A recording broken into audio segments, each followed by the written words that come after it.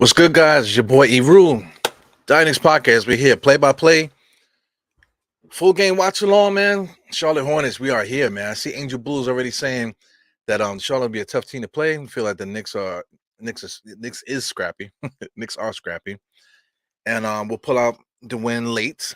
New York is gonna win 112 to 103. So good night, everybody. We don't need to watch the rest of the game because my man Angel Blue got us covered, man. So anyway, I got a cold. So, I took a COVID test just now. Everything's good, negative. So I'll check myself a little bit later. So for anybody that went to what's it called? The game the other day, get yourself checked out, man. Because I just got word that someone has COVID. A couple other people are sick a little bit, got the sniffles and stuff like that. So it could just be something passing through. Might not have to be nothing, having to do with the event or anything like that. But if you're feeling under the weather a little bit, just test yourself, man. At this point now, we all know how to deal with this thing now. You know what I'm saying? So just take care of yourself, take care of everybody, and I'm taking care of you guys, man, because I got the message from somebody, and I'm just gonna relay it to the rest of you guys. So if you went to the game on Friday, check yourself out, just to keep yourself and your family safe, man.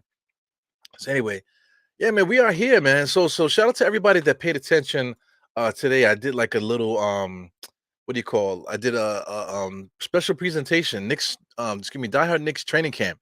So for all you fat bastards out there that want to get themselves in shape, I know I've been talking about it. If you've been watching the podcast, I've been talking about getting in shape for as long as I've been doing it, man. I actually was training. I actually got myself all the way back to actually running the marathon. But I ended up getting sick before the marathon. I ended up getting hurt. You know what I'm saying? So many different things. I was actually going to actively start to prepare for this marathon because I actually signed up for this one too. But then I broke my toe. Once I got a little momentum, I broke my toe. So it is what it is, man. I guess I'm not meant to do anything up until this point, man. But I'm gonna try again. As many times you fail, you got to give yourself one more chance because you always got, as long as you got another day breathing, you got another chance to try out to finish your goals and stuff like that. So anyway, before this game starts, man, we're still on commercial breaks and stuff like that. It's only a minute video, so I'll play it right now just so you guys can get acquainted. Yeah, so we're really doing this, ladies and gentlemen. I need to lose some weight. I know a lot of you guys need to lose some weight too. It's the start of the Knicks season. We just got done with the first game. So since the Knicks are working, we're gonna work too, man. So right now, 81 games left in the season. I gotta lose so much weight. Right now, I'm 245. 245. I'm not supposed to be 245, man. So I mean, am I fighting weight? I'm like 185. I would like to get down to 175. That's my peak BMI. So that's why I'm going for. I'm trying to get peak at BMI, trying to get as fit as possible. I'll be using my Fitness Pal. As you can see on my Fitness Pal, I have my goal to get to 175. You can see the weight and stuff there. And also you can see the calories there. Calories, I'm shooting for 1818. So that's 18 calories per day. So I mean the average person, you could do a little research yourself. It's about 23, 24 100 calories. I'm trying to get down to 18 because I'm gonna be eating at a deficit. Yeah, man. So that's me. Right on cue, according to my clock. We just got a tip off, so that was right on the money there. Of course, Mitch. I feel like Mitch hasn't lost a tip in like a long time. Right now, my man Gordon is giving RJ Barrett a hard time. Yeah, he can't get the ball in bounds. So it was a broken play, and RJ does a step back jump shot into his face. After all of that nonsense, step back jump shot into Gordon's face. I am not a fan of RJ Barrett's step back jump shot. You know what I'm saying? But anyway, he keeps going to it. This is patting the shot. If he can make it, then I'm good with him taking it. But right now he's going against a doppelganger, Mr. Gordon Hayward. It's basically a doppelganger to RJ.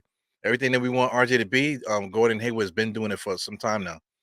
So anyway, back to back, you got I believe that was PJ Washington just now, just hit a jump shot, number 25 over Julius Randle. He's a notorious Julius Randle killer, man. So he goes hard against Julius. Everybody that plays against the Knicks, they always go hard. They go Jalen Brunson. Jalen Brunson going right at Dennis Smith Jr. there, just to send a message, I guess. To say, listen, I'm just gonna let you know I know you there, and I'm gonna make sure that you know that I'm here too. Just gonna post you up and go one on one. He's Gordon Hayward just goes baseline on RJ like he wasn't even there. So it looks like Gordon Hayward is back, I guess, right? Gordon Hayward's been hurt for a little while. His last year in Charlotte, I believe he averaged 19 points per game. So that year in Charlotte, there was like four guys, almost four guys, three guys that had averaged 20, And then Gordon Hayward, I believe, averaged 19 that year. So they had a lot of scorers on that team. They didn't really go nowhere, but I'm just stating the obvious here. Here go Dennis Smith Jr. going right at Jalen Smith right into the middle there, but wasn't able to hit the floater. Here goes Jalen Brunson going right at number 12, pulls up, and then he hits the floater. Same move, but Jalen Brunson went in there with a little bit more gusto. Dennis Smith Jr. kind of went in there really slow. So let's get into some basic play-by-play, man. PJ Washington on the right-hand side gets blocked by Mitch Robinson. Here goes Julius Randle, gets the rebound, pushing the ball up. Hoping he gets rid of it. Too much dribbling already. Wow, he waited for the foul on the three-point shot, and Oubre fell for the bait there. Good play by Julius Randle. So Julius Randle is playing a lot better this year. Yo, shout out to Geraldine, man. Geraldine is a new member, man. Yeah, man. I gotta find out where the applause is. I think this is the applause. Let's see. Nope. There you go. That's the applause. Shout out to Geraldine. I believe you're my third member. You're the third member, man. So I welcome you, man. So I'm calling you a herb, okay? All of my members are called herbs. You know what I'm saying? So you're part of the herb clan. And we got a new member, man. I appreciate you, man. Definitely appreciate you, Geraldine, man. I'm telling you, if we ever see you in real life, just be prepared for the hugs, man. Tell your husband, I got to do it. You know what I'm saying? There's gonna be a lot of hugs, a lot of flowers, a lot of everything everything that you want. You're gonna get that night whenever we have that get together. So anyway, we're into the Knicks here. The Knicks are up early, man, 8-3. I'm at the 10-10 mark. The Knicks just hit their free throws, and here goes some Charlotte basketball. Dennis Smith Jr. brings the ball up the court. Not a lot of movement on Charlotte right now. Nobody's moving at all. The only person moving really is Gordon Hayward. Dennis Smith Jr. has been standing in place. He gets all the way to the basket. Nice little jump. Wasn't able to finish. Mitchell Robinson was in position to get the rebound. Here goes Jalen Brunson with a full head of steam. Full court gives it to Fournier. Fournier's dribbled twice. Playing a two-man game with Julius Randle, pulls up for three, and it's good. Wow, man. Yeah, so welcome. Yeah, man. I am Jarrell is my second uh, member. Shout out to the Graffery, my man the Graffery, and he's my first member. So I got three members in the group. Once again, you guys are my herbs.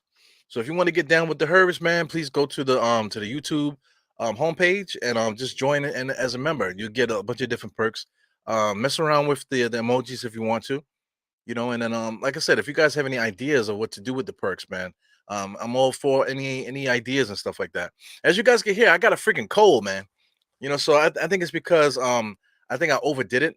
On Friday. Friday I went out to the Knicks game. Didn't really do too much walking around that day, but I definitely overdid it with my foot. My foot was busted. I was sweating a lot. Because it was cold but warm at the same time. But I was wearing a hoodie. Couldn't really take it off. And then the next day I played myself and went to the Bronx Zoo, for Christ's sake. You know what I'm saying? So I really busted my foot that day. You know, weather was bad. Hanging out with my wife's girlfriends, and they don't know how to go home. So I think that's how I got sick. So it's definitely not COVID, right? Because I definitely took a COVID test a few maybe like an hour ago, and everything came up negative. So everything is good. Back to the play-by-play goes Jalen Brunson just drives smoothly right on Dennis Smith Jr. No resistance. Dennis Smith Jr. is just driving full length of the court, gets to Kelly Oubre, goes right at Fournier. Can't really do nothing about that. Pushed him down and just pulled up. Uh, RJ dribbling on the right, dribbles off his foot there, out of bounds, man. What's up with RJ, bro? Something's going on, RJ. So check it out, man. Like I did say, that I'm gonna start the Die Hard Knicks training camp, but not tonight. Tomorrow we'll be doing that. So far, no defense there. Dennis Smith Jr. gets his first bucket there, 2 points. 7-11 right now. Knicks are up. Jalen Brunson brings the ball up the court. Got the two-man pick there by Mitch Robinson and Julius, and he just takes it right to the basket, easy, man. So this Charlotte team is gonna let us do whatever we want. So the scouting report is in. I guess they must have had a talk because Jalen Brunson has drove to the basket almost every single possession of this game, except the shot that Julius Randle took to get his free throws. Good defense by Julius Randle blocked from behind, pushing the ball up the court. Just goes right at number 25, but he gets blocked by Oubre. Oubre says no mas. Fournier gets the ball on the right hand side. They're gonna set up their offense. No, Fournier's gonna go one-on-one. Fournier goes baseline, turns right. Mitchell Robinson not paying attention, gets the ball. Wow, nice little drop set, fadeaway jump shot at the dotted line for Mitchell Robinson. That's nice. That's nice. Simple big man moves, man. Guys got to do it. Dennis Smith Jr. walking up the court with what looks like I don't know. It looks like he got a Kangol on his head. I'll tell you, man. These young boys are crazy. Dennis Smith Jr. Kicks it back to Gordon Hayward. Gordon Hayward takes the pick. Back to Dennis Smith Jr. Dennis Smith Jr. pulls up for three. No good. Mitchell Robinson, nice box out on Plumlee. Here goes Brunson, pushing the ball up the court. Fournier, transition three-pointer, passes it over to RJ. RJ got the ball in the corner, passed the ball. He's holding it too long. Let it go. Dribbles baseline, and he goes out of bounds. See, your RJ held the ball too long. Give the ball up. Something's going on with RJ, man. And so this is now the fourth game in a row where he starts off like he's never played basketball before. Shout out to Sharp Howers, man. Shout out to Shaw. Big Shaw in the place to be. Yeah, man. Shaw, we gotta get something done, man. Gotta pop up on the pod, bro. Maybe get some diehard has a friend action going on. Can find out more about you, bro. You got CA Mafia. What's good, CA? My salute to me and the Knicks fans. What's good, man? RJ, man. RJ, I'm gonna leave that there for a little while, man. Here goes Julius Randle, post up on number 25. Nice little fadeaway all day. That's his bread and butter. Did he get the foul? No, he did not. Bread and butter. Julius Randle got to stop arguing with the refs, though. Here goes Kelly Oubre on the left-hand side, being guarded by RJ. RJ even looks weird on defense. I mean, he didn't even fight past the pick there. RJ's definitely messed up. I wonder if it's those whack-ass sneakers he's wearing. That's what I'm wondering. I wonder if they're like awkward on his feet there. He drives all the way to the basket. He should have just laid it up, but then he wrap around passes to Mitchell Robinson. Mitchell Robinson was already looking for the rebound. So listen, man, shoot the damn ball, bro. Like he don't know when to shoot it. He's afraid to shoot it because he's afraid he's gonna miss it. So it's just overall a clusterfuck right now. So that's what that's how I'm seeing it. I'm thinking that RJ's afraid to do anything. He keeps making all these mistakes. So now when he gets a layup that should be easy, now he's afraid to shoot it. He wants to give it up. So that's no good, man. Yeah, definitely, Sean. Most def. Trish D, what's good, Trish D? Mitch with the short jumper. You saw that? That was nice, man. I like that. That's all I asked for. Nothing crazy. Get the ball, turn around, and then just shoot it. You know, you don't have to do nothing crazy. Like he doesn't have to be Akeem Olajuwon. I said, listen, he got the rebound. Usually, once you get the ball in that position, he's looking to give it back out to the three-point shooter. But listen, if you're in the paint and you got the ball, just turn around and shoot it. Who said you can't do that, man? We've been waiting for that guy to do that for 5 years. So that was the first time in 5 years Mitch Robinson has ever done that. So shout out to him, man. That's all we need. Yo, get those ugly ass kicks up out of here, man. Shit look like he got his like he's wearing like baby what do you call booties. It's like he's wearing baby booties, man. I mean, I think if you don't look good, then you're not gonna play good. You know what I'm saying? So I know he got them ugly teal sneakers on that don't match the jersey, and I'm question he has a contract that they force him to wear those ugly ass kicks. But listen, man, you have an option. Wear the old ones, but I guess he might be contractually obligated to wear that wax stuff, man. So yeah, man, we got to get healthy, man. Shout out to Shaw, man. We got to get healthy, my brother. I got the Die Hard training camp. I'm gonna start doing that basically every day, and I'll do weekly updates with that too, man. So we got to get motivated. Shout out to Jarrell. Jarrell, we got to get motivated, man. We getting older. You know what I'm saying? We don't, like I said, we're not at this age, man. We're not trying to like win no trophies. We're not trying to make no teams and nothing like that. But let's start fresh, man. Because maybe in 6 months from now, maybe even a year from now, maybe we might play some intramurals, some type of co-ed stuff. Maybe like just some rec league, church league stuff, man. Maybe just nothing but Knicks get together. Who knows? Maybe one of these guys might decide to do like a content creator basketball game, and I want to be able to represent MBK because I represent MBK all day, man. So if they do have something like that, I would like to actually contribute, man. And not just show up, to the event with a bunch of bums, and they calling us old and stuff like that. You know what I'm saying? So we still got time. We still got enough time on the clock, man, to get some stuff done. As for personal wise, health wise, and stuff like that. Still got enough time on the clock. So let's get it, man. Yeah. So we still on timeout. I see RJ's I don't know, trying to get in the good graces of the referee there. Yeah, man. So first order of business tomorrow morning, man. Drop down and do some push-ups. I'm gonna try to do as much as I can. I'll keep track of it. I'll try to record it, and we'll keep that going. Here we go. Jalen Brunson on the right hand side. He accepts a pick from Julius. Fakes a pick, goes back around. Now he's posting up Dennis Smith Jr. I don't think he respects him, man. Nice pull up jump shot. Wow, Jalen Brunson is really good. He is really good. What a turnaround jump shot there. He is just like, I feel like he's just disrespecting Dennis Smith Jr. at this point. I don't know what Charlotte's trying to do here. So I mean, step back jump shot by Oubre, but there was no shot there. He went around a pick. Knicks presented two defenders right in front of him, and he just decided to pull up to shoot right there. It wasn't a good shot. Here goes Fournier. Fournier 2-man game with Julius Randle, so they working that. Like I think they're fooling around because they haven't done Fournier Julius Randle 2-man game all season yet. Here goes Julius Randle, way too much dribbling. Every time Julius Randle dribbles too much, he gets the ball taken from him. Here goes the Charlotte running the fast break. So that's no good. Coming off a timeout, that's no good. So I think they're going to call a foul on the floor. So good foul by the Knicks. We have 5:26 for anybody who wants to know. 5:26. I'm watching the game on MSG Go. So hopefully we're not too far behind. It looks like we're right on track with the game clock here. So whenever NBA TV or whenever ESPN and all these guys do the game, they always trash MSG. MSG gets it on a tape delay. It seems like. Because what is it? The last game I was like a whole minute behind until I realized that they were on NBA TV. Yeah, man. Yeah, absolutely. I'm with you.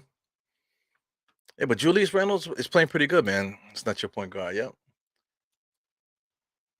Let's get in some more play by play. You got Gordon Hayward. I like Gordon Hayward.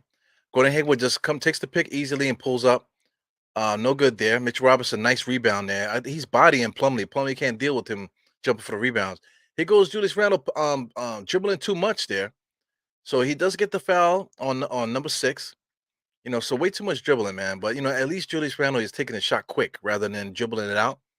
But right away, I feel like Julius Randle is like same thing, like same thing with Jalen Brunson. I think the scouting report is just to run the Charlotte Hornets down, and then take advantage of the forwards with Julius Randle. But we got to play our game, man. It's one thing you want to take advantage of what Charlotte is not doing good, but at the same time, you also want to stay true to what you do. Good pick by Mitchell Robinson. Jalen Brunson knows how to take a pick. He gets stolen by Dennis Smith Jr., but they're calling what is that? Clear path foul? But this is one of the best referees in the NBA, man. I got to get my man's name. Good steal by Dennis Smith Jr., man. Didn't touch him, but then I think they called a foul on Jalen Brunson. So here goes Gordon Hayward shooting a free throw. So they did call a clear path. I guess there was nobody ahead or whatever the new rule is. I think it's the new rule. Correct me if I'm wrong, fellas. Tom Thibodeau looks good. Tom Thibodeau looks like he lost a little bit of weight. That beard is definitely doing something for him. He looks good. He definitely looks a little smaller. Looks a little slight. He doesn't his pants are not as tight. Shout out to his stomach. His stomach's not looking as tight as it was before. He's loosening up the neck too. He goes Mason Plumlee going at Mitchell Robinson. What the hell is that? Kicks it out to number 6. Wow. Did he call glass? Here's a glass 3-point shot there.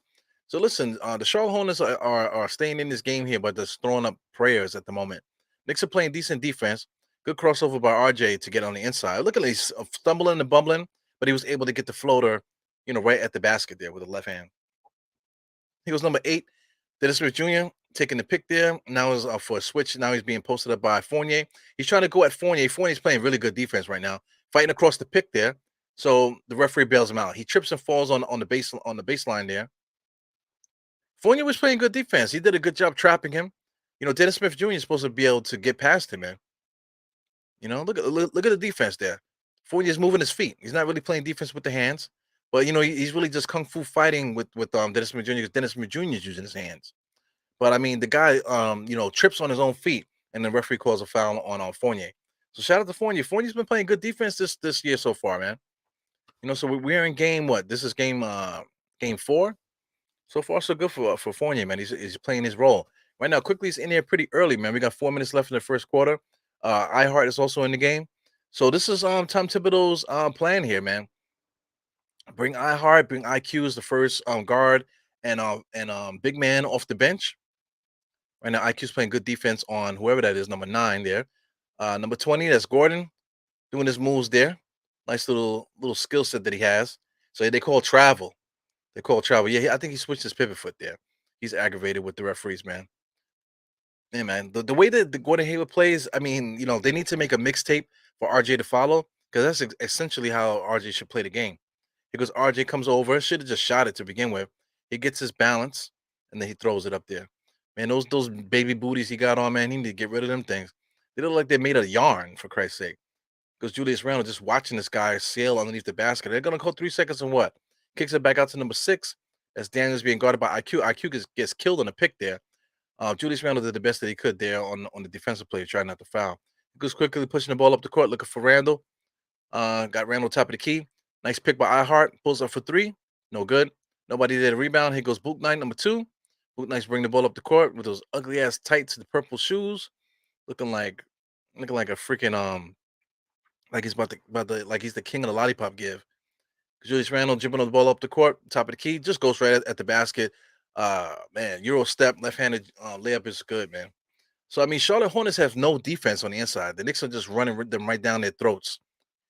But the Hornets they're making these long jump shots, man. So this was keeping them in the game. Gordon Hayward is calling his own offense. Nice little pick and roll there. Was able to get a foul line jump shot. It goes Jalen Brunson on the left hand side. Pick from Julius Randle. He gets fouled, gets a bump, and Jalen Brunson knows to get right into the shot. But they're probably gonna call a shot on the floor. That's Malden. Maladon. So I believe the Knicks are calling timeout. So I mean, the Knicks got to get organized, man. This Charlotte Hornets team, right off the bat, these guys are not good, man. I mean, they're missing so many players, man, and they don't have many good players on their team. So I mean, this should be an easy game. All these games are easy. That first Memphis game, we should have won that too because they were playing without 3 of their starters, for Christ's sake. For the team, the team is a good team, but they didn't have half of their rotation. You know what I'm saying? So we should have won that first game. You got to blame that first game on RJ because RJ was 3 for 18.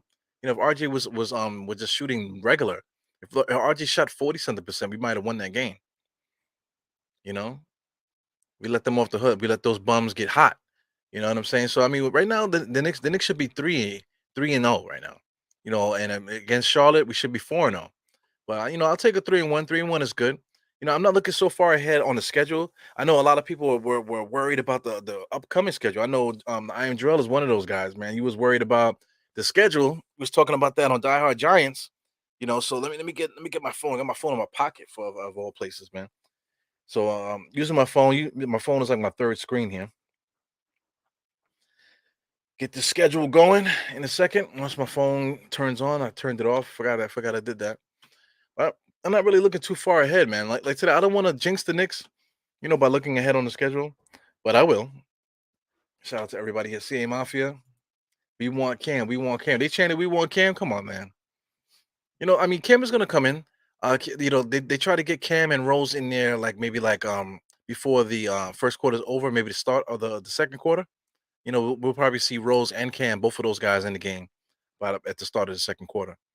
I mean, that's good rotation, man. The Knicks are being methodical with it. Basically consistent. Because Tom Thibodeau last year he was so erratic with the changes.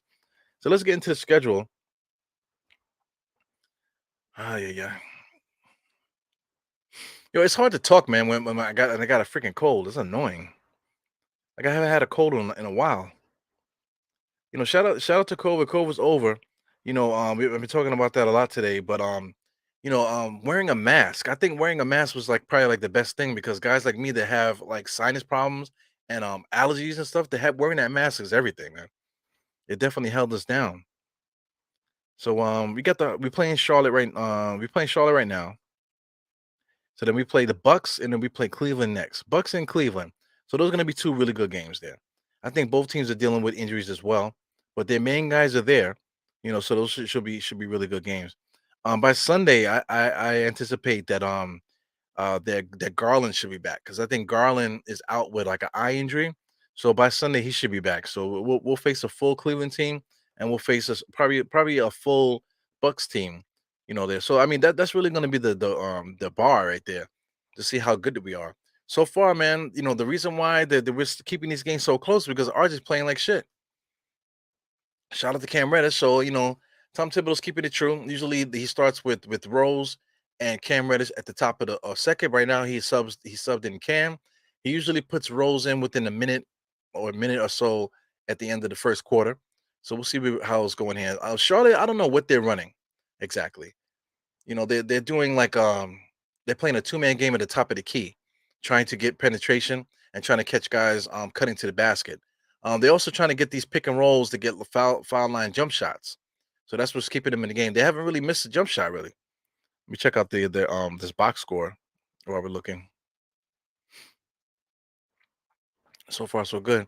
He goes iHeart with a top of the key 3-point shot. He doesn't make it quickly with the rebound. So you don't need to get the shot back up, run the offense. He goes Jalen Brunson with the ball, goes all the way to the basket. Oh man, iHeart wasn't paying attention. But I think iHeart was waiting for Jalen Brunson to put the shot up so he can get the rebound. So I think he was probably ahead of the game there. So let's check out the stats here. So far in this game, RJ's 2 for 4, so not so bad. Who else we got going on here? Quickly, Obi's in the game now, and Cam Reddish. Let's see what's going on here on this defense. Knicks are communicating really well. iHeart was able to stop number 9. He goes baseline on pass. So I mean, Charlotte's basically doing the same thing. Whether or not that person in the corner makes the cut or not, they're looking to throw the pass to the right there. They've ran the same play almost every single time down. So I mean, they're not really that good, man. Here we go. We're down into the 1 minute. We just eclipsed the 2nd minute mark. So here comes Derrick Rose. So now we have a full bench there. So I mean, Tom Thibodeau's basically doing the same exact substitution pattern. IQ and iHeart first, and then a couple minutes later, then they'll put Obi and Cam in, and then a few minutes later you put Rose in last. I just don't get it. Here goes Cam going 1-on-1 against number 9, dribbles off his own foot, gives the Book Nine. Book Nine is full length of the court there, able to finish with the right hand. Here goes Cam Reddish. So both our swingmen are dribbling off their feet there. Shout out to Rose and Cam Reddish. Here goes Derrick Rose there on the top there on the left hand corner. His 3-point shot is good. Derrick Rose can hit threes now, man. Ever since he's been in Nick this time, he's been able to hit threes like crazy. The first time he was in Nick, he couldn't hit the broadside of a barn. Everything was going to the basket. But now he changed his game and everything, you know, is on the perimeter right now. A lot of pull-up jump shots and a lot of 3-point shots. Charlotte's kind of on a run there. They're on a quiet run. Knicks are up 28-27. Quickly with a fade to the right jump shot, never square when he shoots. Here goes number 6. That's McDaniels dribbling the ball up, being guarded by iHeart. Going right at iHeart. Nice block by iHeart.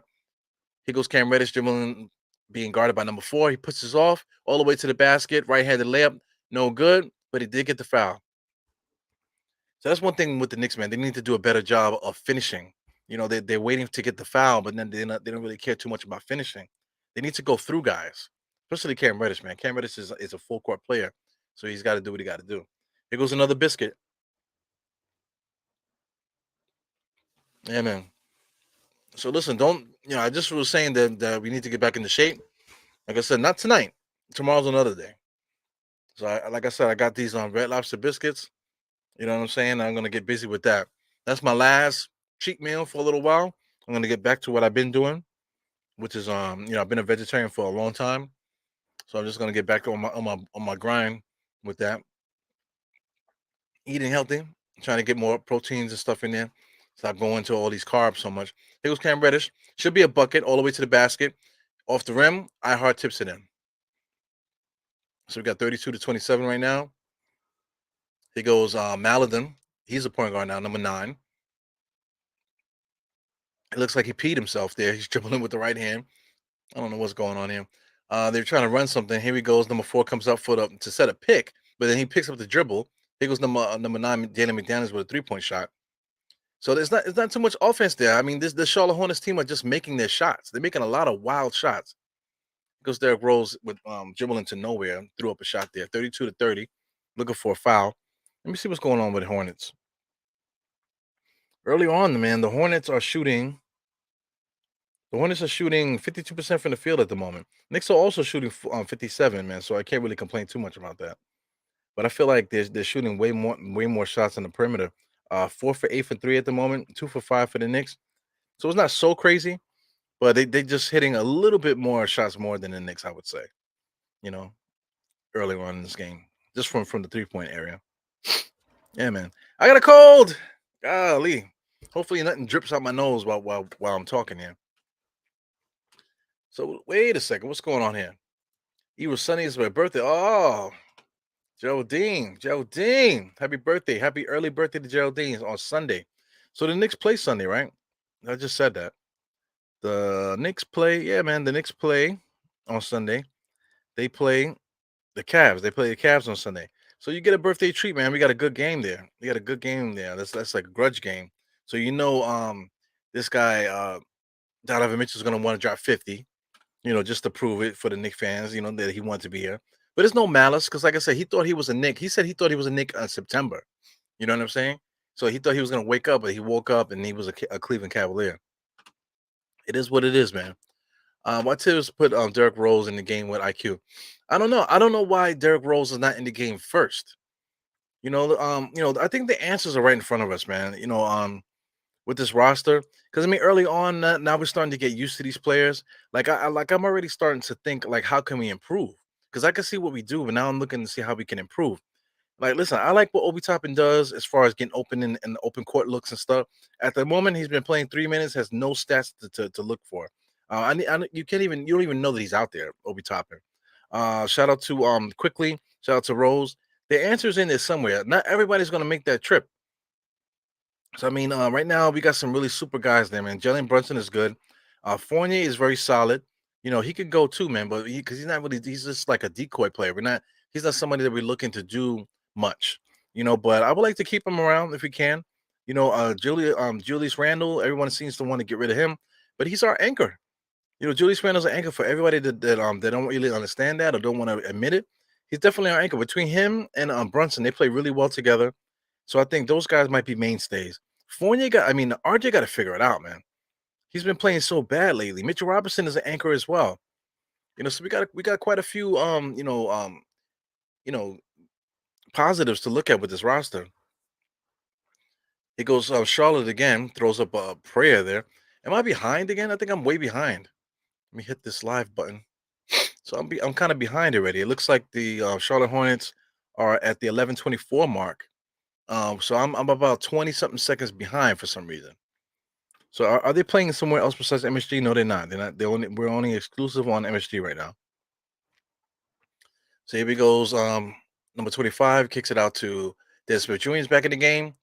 Number 4 set a pick there. They fooling around. I don't know what's going on. Killing time on the clock. Dennis Smith Jr. just pulls up with the left-handed fadeaway jump shot. So Charlotte, like I said, they're just making a lot of weird shots right now. These shots that they're making, they're not going to be making these, as the game goes along.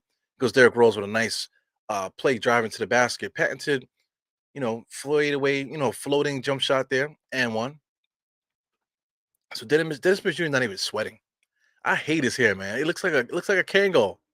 He looks like he's wearing like a wig, like a Steve Harvey wig on his head there. But listen, that's the style though. And guys now they're getting the side of their heads bald, and they just letting the nappy fro grow. I mean, it's a good look, but I mean, not everybody can't rock the same hairstyle, man. I saw he had braids a little earlier in the year. So he goes, Dennis Jr. pass to number 6 on the right hand side. He's kung fu fighting over there with RJ for no reason. I mean, with Cam Reddish. Dribbles to the middle. So this is their offense, though. They're trying to get to the foul line and trying to kick it to the right. Dennis Jr. penetrates and passes to Book Knight, hits another jump shot. So, like I said, Charlotte Hornets, they're playing like video game style basketball, man. They're just hitting that shoot button. Everything's going in. Derrick Rose fakes the jump shot, interior pass to iHeart. A nice little floating drop kind of shot that he does.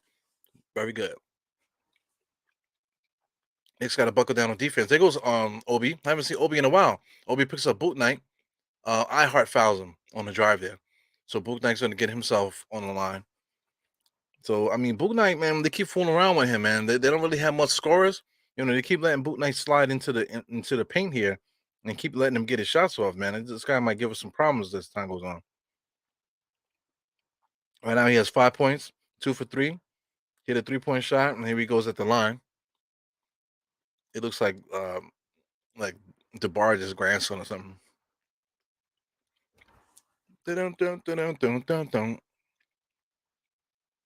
Ah, man, my nose is running, man. What's going on? We got Alton Lee. What's good, Alton Lee? Yeah. Derrick Rose minutes should come before IQ. Then let Rose off the ball once IQ comes in a second. Yeah, absolutely. I agree with that. Let Rose come in because I mean you need 2 good basketball minds. You need one basketball mind on the court at all times. So I mean, shout out to Julius. He's playing good. So you got Julius and Jalen together. And then once they come out, man, you need somebody else, man. So I mean, Rose definitely needs to be the first one out there. He goes quickly out there, just playing patty cake out there on the top of the 3-point line. Misses it. iHeart falls to the floor. They got Charlotte has numbers. Number 6, I don't know what he's doing, being guarded by IQ. Right in the post, all he had to do is turn and shoot, but he kicks it back out. Here goes Dennis Smith Jr., forcing the issue there, throws up a jump shot, and he makes it with time running out on the clock. Man, this is a sloppy game. This is like literally like Lakers versus Celtics, man. The way this is playing. It's like this is a Genesis game, the way this is going on. He goes, Obi Toppin finally gets the ball. Dribble pass there to Cam. Nice pass back to Obi. Obi blows late, but he was able to get the loose ball. Kicks it out to iHeart. He fakes it. Now he pulls up for three for no reason, but he makes it. Yo, Obi Toppin is a small forward. He is not a big man. That dude is a small forward. Nothing wrong with that, but I'm just saying. Oh man, here goes Cam Reddish in the passing lanes there. Almost got the steal. Obi Toppin recovers. Now Knicks got to recover themselves there. iHeart late to recover there. Top of the key, jump shot. Obi picks up the rebound. He goes IQ, bring the ball up, back over to Obi. Obi just launches a 3-point shot. He makes that one too. So two back-to-back threes from Obi. Basically a shooting guard. In a power forward's body. Crazy. Here we go, Charlotte. You got number 25. Number 25 is gonna go one-on-one, sidestep 3-point shot, and he makes it.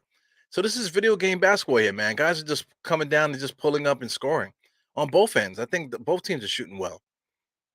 But I think the Knicks have a better chance of winning. Here goes Rose wide open. He misses it. That's the first missed shot in a while. Dennis Smith Jr. bringing the ball up the court, just walking it up, being guarded by Rose.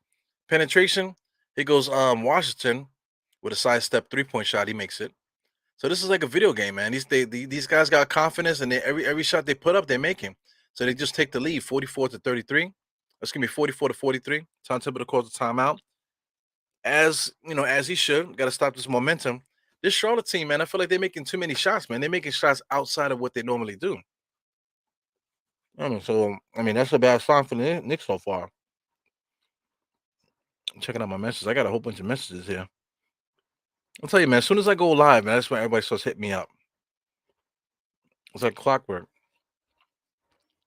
Yo, bro, I was hitting you up. How come you hit me back? Yeah, I was doing a podcast. Oh, you was doing a podcast? My bad. Oh, come on, man.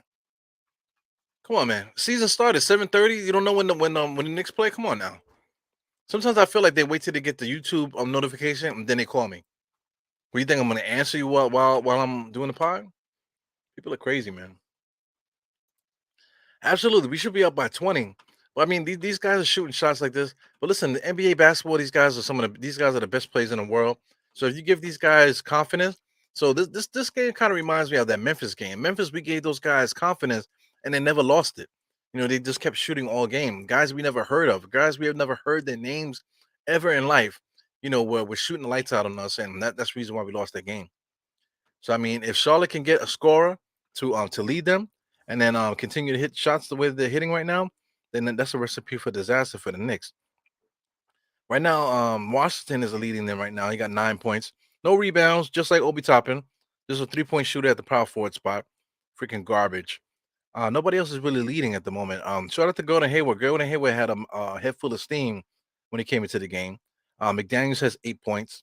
So like I said, guys like McDaniels and these guys are not going to be able to keep that up.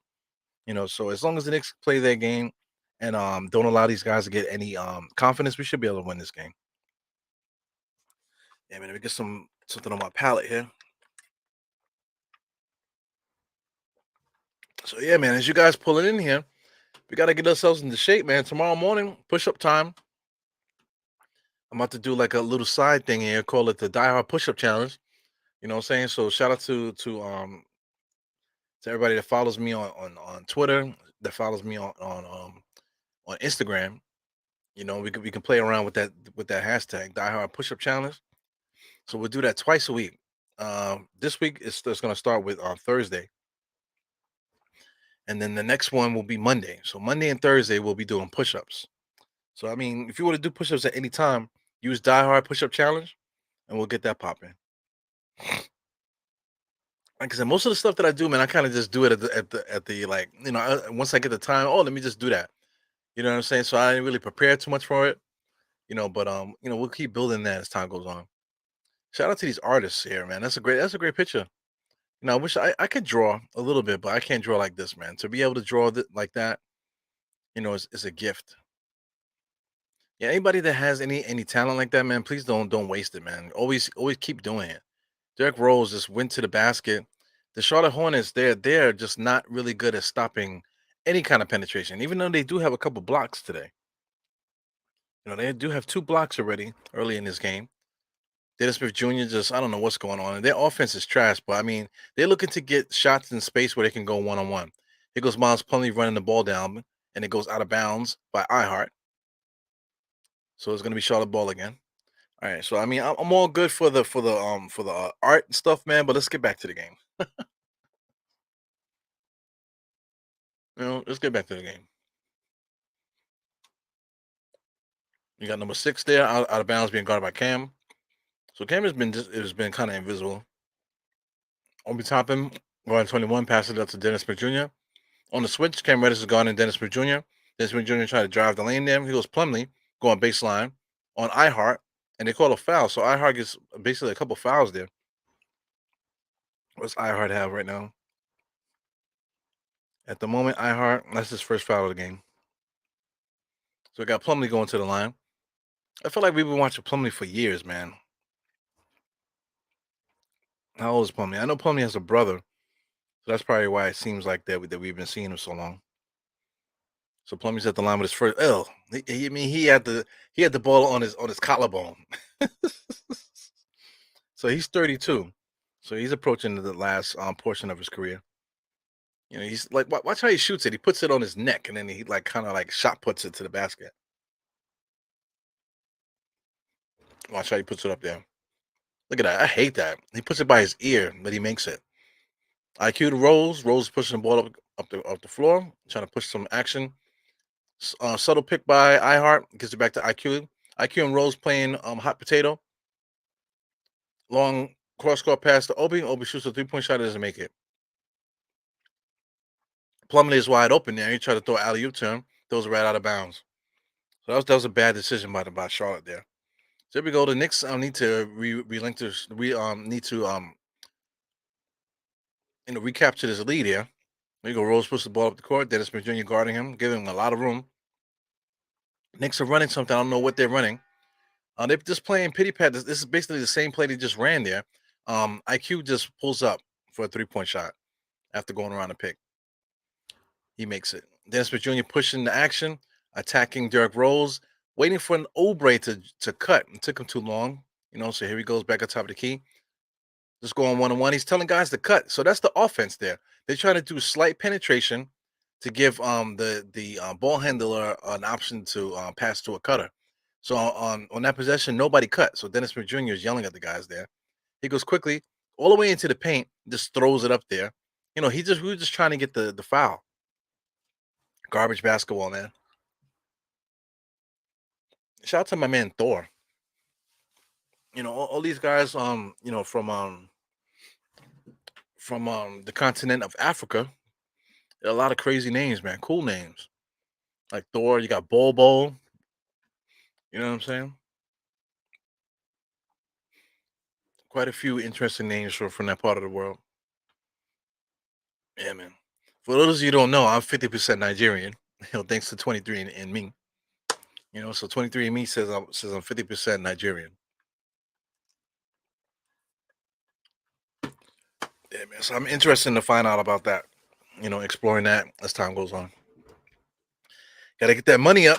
While we getting the money up, hit the likes and stuff. So for guys that are hanging out, hit that subscribe button, hit that thumbs up, man.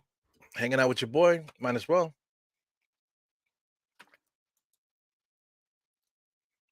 It's cheaper than giving a super chat. I know that. Dennis Smith Jr. is bringing the ball up the court, gets to number 20. That's Gordon Hayward's finally back in the game. He had a nice long nap on the bench, being guarded by RJ. RJ too. So I guess the starters are basically going to start coming back into the game. Kelly Oubre steps back and then steps forward and shoots a 3-point shot. No good. Air ball. Fournier, I mean, Oubre is an enigma as well, man. He's supposed to be better than he is. He should be a 20-point game scorer. He has all the tools, but for some reason, he just can't connect the dots there. Quickly comes out for Brunson. So basically, the Knicks are starting to roll in their starters, and Charlotte started to bring theirs in as well. Randle's in the game there, picked by Julius. So they call a foul there on the screen. Julius Randle actually just shot a 3-point shot. I think he made it. Being guarded by Thor. Yeah, man. Inbounds pass there. Fournier's hanging outside with the referee, looking to bring the ball in. Jalen Brunson receives it, top of the key, dribbling, looking, takes the pick from Mitchell Robinson. They drive on Mitchell Robinson. He goes RJ. A lot of action with the Knicks, man. They try to get options for the certain players. Whenever we can't get the options, Jalen Brunson does a great job of creating offense there. So he goes 1-on-1 and was able to get to the free throw line. So that's something that we haven't had before. So whenever we can't make a shot, Jalen Brunson is able to create stuff. So Jalen Brunson is either going to get to the line or he's going to score the bucket. So one thing I do enjoy about the Knicks offense is that we constantly have options. So with that little mix of action there, RJ actually had an option to drive, but he didn't hit it hard enough. So that's why he had to give it up. But we were still, we're still always in it as long as we got Jalen Brunson out there. So Jalen Brunson is shooting free throws. He makes the first one. So I'm satisfied, man. I'm really satisfied with the Knicks, what the Knicks are doing on both ends of the floor. Right now, the Charlotte Hornets just seem to be making shots. But before, I think before halftime, they got 6 more minutes left. I think the Knicks will probably stretch out this lead and maybe hopefully we can get a 10-digit lead going into the half and it would be good money. Yeah, Thor is good. I like Thor. Thor is really good. I had him circled when we was doing our drafting for the fantasy. So I think he eventually is going to become a player. Maybe not necessarily like a starter or anything like that, but I think he's going to be a contributor to an NBA team as time goes on. Here goes Brunson looking for RJ. Wasn't able to get it. They could have called 3 seconds on Julius because he was just standing underneath the basket just now. Brunson was able to make a nice little layup there on the left hand side. Interior pass to Plumlee all the way there, and they call a foul on Mitchell Robinson. So that was a bailout. So here we go. Jalen Brunson running the full length of the court. He was looking for RJ. See, he's looking for RJ. RJ didn't cut. So he just took it all the way to the basket. But the whole time, Julius Randle was standing underneath the basket. Just the generation before this one, they would have called 3 seconds on Julius. You know what I'm saying? So there's a lot of thing with the game, like according to how they call it, really dictates how the game is played.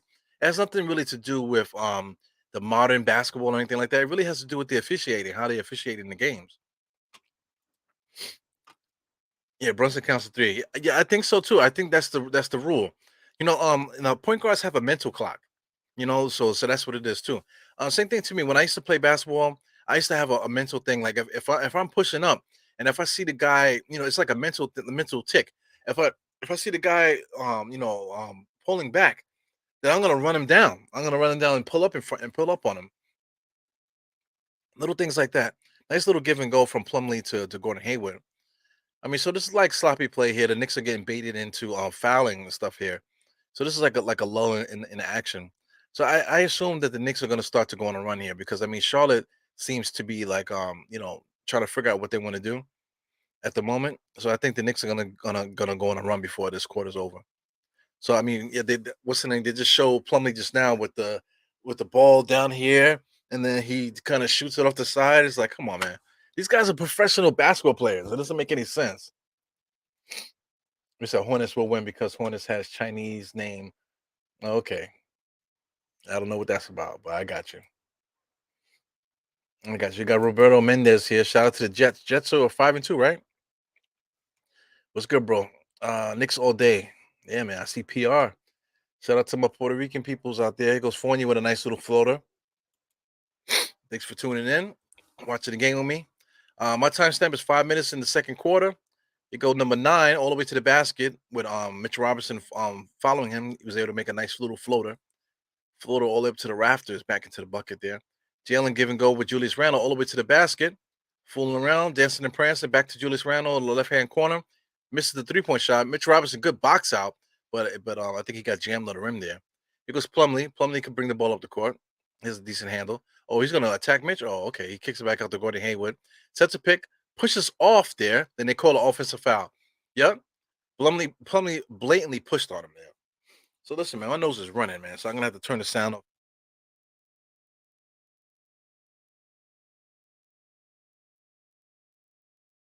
Hey man, sorry about that. Got a cold, man. Like I said, I already took a COVID test for anybody that's wondering, because somebody hit the crew up and said that somebody got COVID. You know what I'm saying? So if anybody went to the game on Friday, Please check yourself out. If you're feeling good, then don't worry about it. But if you got a little sniffle and stuff like that, just check yourself out. You know what I'm saying? Because you don't want to pass that on to anybody, or just try not to. We already know. We already been through all these years of that stuff, man. So we know how to deal with it now. So going ahead on the right hand side being set a pick from Plumlee, crosses over right in front of Mitch there. Good play. But Jalen Brunson steals the pass there. Jalen Brunson just dancing and prances. Nobody's ever stripped him, I don't think. Here goes RJ, just bowls his way to the basket. RJ sucks. RJ sucks, guys. He was able to make the shot. But man, that was an ugly ass play there. So the Knicks are going on the run, like I said they would. So it's 51, excuse me, 51 to 49. Knicks are up. Knicks are up by 8. We should literally be up by 20 by now. I know we said it before. Yeah, so the Jets are 5-2. Giants are 6-1. It's a good time. Good time to be a New York City fan, man. Shout out to the Mets. The Mets had a good season. They had a better season than the Yankees. Record wise, but they were eliminated in the wild card round. I know guys are getting mad, man, but you have to enjoy what you get. You know what I'm saying? Everything else is basically a lot of luck has to do with it also. So at the end, the Mets had bad luck, got kicked out right away after having a great season. And then the Yankees got swept, against the Houston Astros out of all teams, you know what I'm saying? But now, Yankee fans are talking about blow it up. Like blow it up. We just made the playoffs, man. So there's a lot to build off of. It's not really blow it up. When it comes to I'm more of a Yankee fan than a Mets fan. So when it comes to the Yankees, I feel like they need to pay for they need to pay Judge. Absolutely, got to pay Judge. Can't let him go nowhere else. And then they have to pay a shortstop. So I know they got that dude Trey. I forgot his last name. Trey. He's what do you call a shortstop? And I think he's a shortstop for the Dodgers, if I'm not mistaken. And then they got another guy, Correra. They got to get one of those two guys, man. Either one of those two guys to play shortstop, for the Yankees next year, and then we should be good. Right now, the Giants are 6-1. If I could talk about football a little bit, Giants are 6-1. Right now, we just need to shore up the receiving core. So I think the Giants might be able to make a trade midseason, or he might be able to pick up somebody, man. So shout out to guys like OBJ. Maybe OBJ might come home. He might come back home and see if he can win something here. Because I mean, like if you give Danny Dimes some outlets, to pass to so we can mix up the offense a little bit. They might be able to give us enough to get us into the playoffs. And once you get into the playoffs in football, man, it's like whoever got the momentum, and any given Sunday, anybody can win. So, I really believe in that Giants squad, man. They're playing unorthodox style football, so that I appreciate. Everyone keeps talking about the quarterback because they want to see the quarterback throw the ball downfield. Everybody keeps talking about defense because guys want to see the quarterback hit the floor. But the Giants are making do with the talent that they have. So I think that's going to be like the telltale for every team in New York right now. Making do with what you have. So I mean, Cashman, he might have made too many trades during the trade deadline. So he added too much talent, on the roster that wasn't able to get anything going chemistry wise. So going into next year, we got to keep tacking on players. So get us a shortstop, and I think the Knicks will, not the Knicks, the Yankees might win the World Series next year. So we'll see. Shout out to I am Jarrell with the Die Hard Giants. Yep, I'm hanging out with Jarrell every Sunday. I didn't think I would. That's why when Jarrell hit me up and said that he wanted to do Die Hard Giants, I was like, go ahead, take it. I don't have no plans of doing no football podcast. Well, I mean, now we're 6-1. Now I'm like knee deep in that shit now. So I'm definitely gonna be hanging out with my guy Jarrell every Sunday, or every time the Giants play. I'm trying my best to hang out with him. A lot of fun. Shout out to the Jets too. I'm definitely not a Jets fan. The last time I checked out the Jets was when they had my man Martin, the running back. That's the last time I checked on. They had Keyshawn Johnson and those guys. Here goes RJ again with a dotted line floater. So he made two of those in this game. He goes going to Haywood, driving on RJ. RJ's defense has been suspect too, man. Wow, man. He goes Plumlee on top of the head there, dunking on Julius Randle there. So Plumlee, Plumlee would be like a really good basketball player if he knew how to shoot and score. Because he moves really well for a center. But talent wise, he just doesn't have it. He has all the tools, but he could totally be something way better than he is. Mitchell Robinson pushes him off a square, but the basket goes in the bucket. He goes number 9, dribble on the right hand side, being guarded by Brunson. Kicks it back out to 25, 25 to Gordon. Gordon back out to number 9. Number 9 to Plumlee. Wait for Oubre. Good defense by Fournier to stop the ball because he was looking to shoot a foul line jump shot there. Kicks it back out to number 9. I think that's Malin, and he's able to get all the way to the bucket and get the layup there. So are they going to call a shot on the floor? Good defense by Fournier, man. Fournier was able to stay in front of him, but he just throws it up. Nothing you can really do, and scores. So did they call a foul? I think they call a foul off the ball there because I don't think he's shooting free throws at the moment. Is Fournier coming out the game? So yes, he is shooting free throws, but I think Fournier's coming out for IQ at the moment. Yeah, man. So it's a lot of good stuff to talk about when New York sports, man. Even like it's just a lot of stuff. I don't really want to talk too much about boxing or anything like that, but there's a lot of good stuff happening in New York right now. Because I'm thinking about boxing. What's up, Walter Torres? Shout out to Walter. Walter contributes a lot to that to the comments, man. I really appreciate that.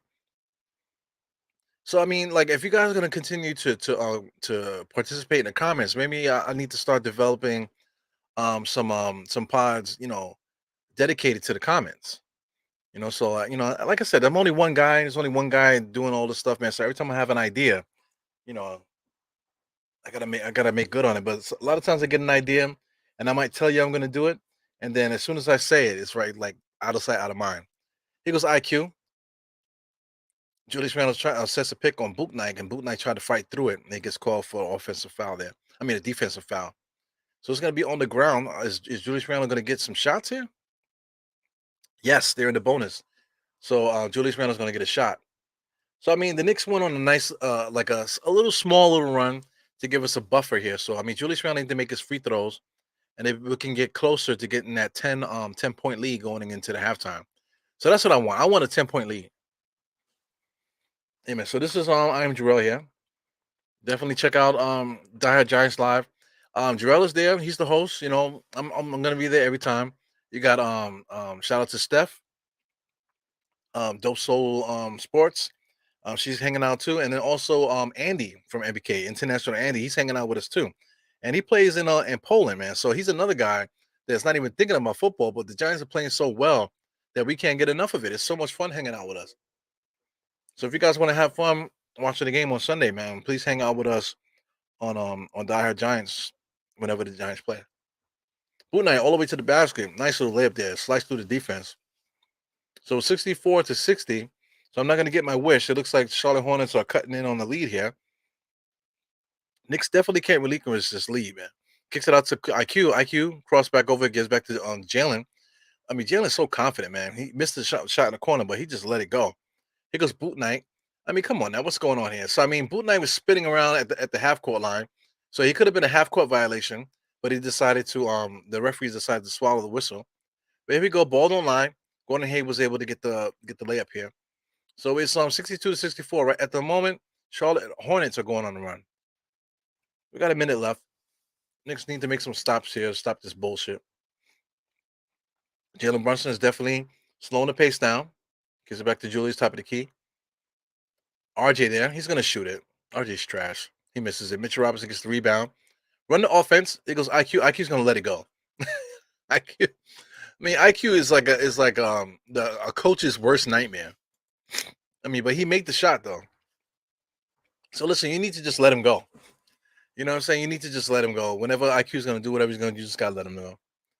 So I mean, what happened to State? So listen, I've been trying to contact State, man. Me and State needed a break from each other for a little while. But State is doing this thing with the Twitter Spaces at the moment. You know what I'm saying? So I don't know what else he got planned on doing. I don't know what he's doing with other people and stuff. But we were supposed to do a pod last week. We didn't do it. We were supposed to do a pod today, but the Knicks are playing. He told me he wanted to do it at 8, but I told him the Knicks are playing, and he didn't hit me back. So You will see me in state pretty soon whenever we can get it together. So me and state, if he hits me up, we might do it after the game. So we'll see, man. He hasn't hit me up yet. We were talking earlier today. He said he wanted to do one at 8. I told him the next play is 7:30, and he didn't hit me back yet. So if he hits me back, maybe we might do something after the game. We'll see. So Boot Knight hurts his neck, which I think is bullshit. I think he's just trying to play it up for the referees here. So the Knicks are up 67-62. Jalen Brunson's trying to get a 2-for-1 there. So nice little play, gets all the way to the basket. Left-handed hook shot right in the lane. 69-62. So I would like the Knicks to get a stop and go for the 2-for-1 and go for the last shot of the half. He goes number 25, gets it back up to 9. He looked to shoot, penetrates, floater, no good. Jalen Brunson inside with a nice fight with number 9 there. So they call it out of bounds with Maladin. It's a good fight by Jalen Brunson, man. Jalen Brunson is really good, man. He's if there's ever a favorite player, Jalen Brunson is definitely my favorite Nick. I love watching him play. I didn't think I would love it watching him play like that. Mitch Robinson, nice pick for Jalen Brunson. Started stuff fake. Oh man. So they call it offensive foul there. So they gave the ball back to Maladin. Maladin was complaining about the out of bounds play. It probably was Charlotte's ball. So Jalen Brunson is like thirsty. He's just trying to go at Maladin, and he was a little bit too overzealous, and got called for the offensive foul there. So this is no good. I don't want to see them score here. So they don't score. 69-62. I'm satisfied with that. Let's say if the Knicks would have made good there, made a 2 or 3 point shot there. You're talking about 71. Was that 71 or 72? So that would have been the 10-point lead that I was asking for. So so far so good. I'm happy with the way the Knicks are playing. Because like I said, the way the Charlotte's playing, I don't think they'll be able to keep that up. You're talking about guys like PJ Washington, Maladin. You're talking about guys like Oubre and Dennis Smith Jr. and stuff like that. So there's a ragtag group of guys here. So I'm not afraid of anybody that's playing here. Absolutely. I'm missing a lot of stuff here. So anyway, yeah, that's my explanation for State, man. So if State is watching, listen, man, we got to get something going on, man. We got to get something going. I still got the dire state of mind. I still got the stuff here. So me and State don't have no falling out or nothing. If that's what anybody's worried about, definitely no falling out with us. It's just about new changes. He has a lot of opportunities with this Twitter Spaces stuff, man. So that's really his element. When he talks to me, he talks basketball. When he's on Twitter, he talks a lot of shit. You know what I'm saying? But it's all good. So this is the full game watch along. At the moment right now, we're gonna be do some halftime and crunch time stuff. So we're at the halftime right now.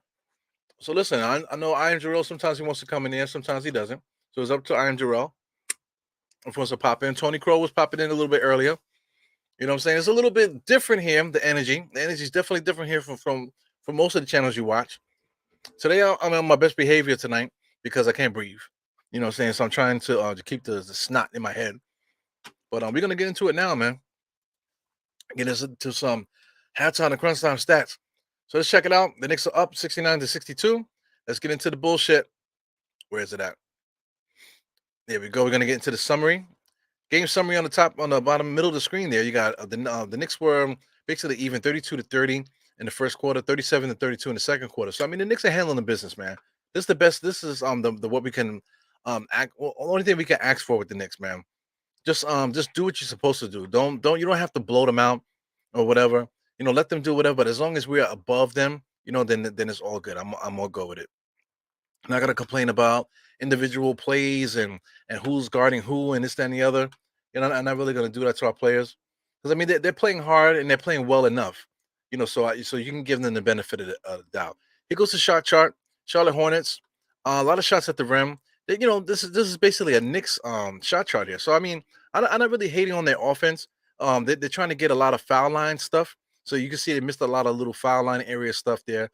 They're trying to drive and kick out to three, so they was able to do that really well on the left hand side there. So I would love to see their shooting percentage. They were shooting the lights out all game. Check out the Knicks shot chart on the right hand side. Basically even all across the board, man. good 3-point shot attempts. Those corner threes are starting to come back. A lot of shots at the rim and in the paint. So I mean, the Knicks are doing really well with in points in the paint this year. A lot of things now that is so different than last year. Stark differences. So I think the Knicks are going to do well this year, man. Our biggest lead was 10. There was 4 times tied. 8 lead changes. The longest run was 9. Like I said, the rebounds 24-21. Assists are about even, 14-13. Steals are even. Blocks are basically even at 4 and 3. Turnovers 8 and 9. 8 turnovers for the half is a lot. So I mean, it's been a lot of transition. Yeah. So I mean, like 69-62 is a high scoring game. So that's why the turnovers are up a little bit. But even then, man, the Knicks really don't turn the ball over like that. So there was a lot of dribbling off of people's legs. A lot of like turnovers, driving and just losing the ball and stuff like that. So I mean, the Knicks need to clean that up, and they should be fine. 58% from the field is a lot for the Knicks. 53 for them is a lot too. So the second half, hopefully, guys come back to earth and we can get less of a what do you call video game style basketball, man. 3-point shots 40% to 46. Once again, that 46%, I assume that's going to go down, for especially for Charlotte. 40%. That's decent for the Knicks. I can see the Knicks getting 33, 30 to 35. But 40 I could deal with sometimes, man. That's really how the Knicks play. 81% from the free throw line is excellent. Mitchell Robinson actually took attended some free throws. Did he attempt free throws today?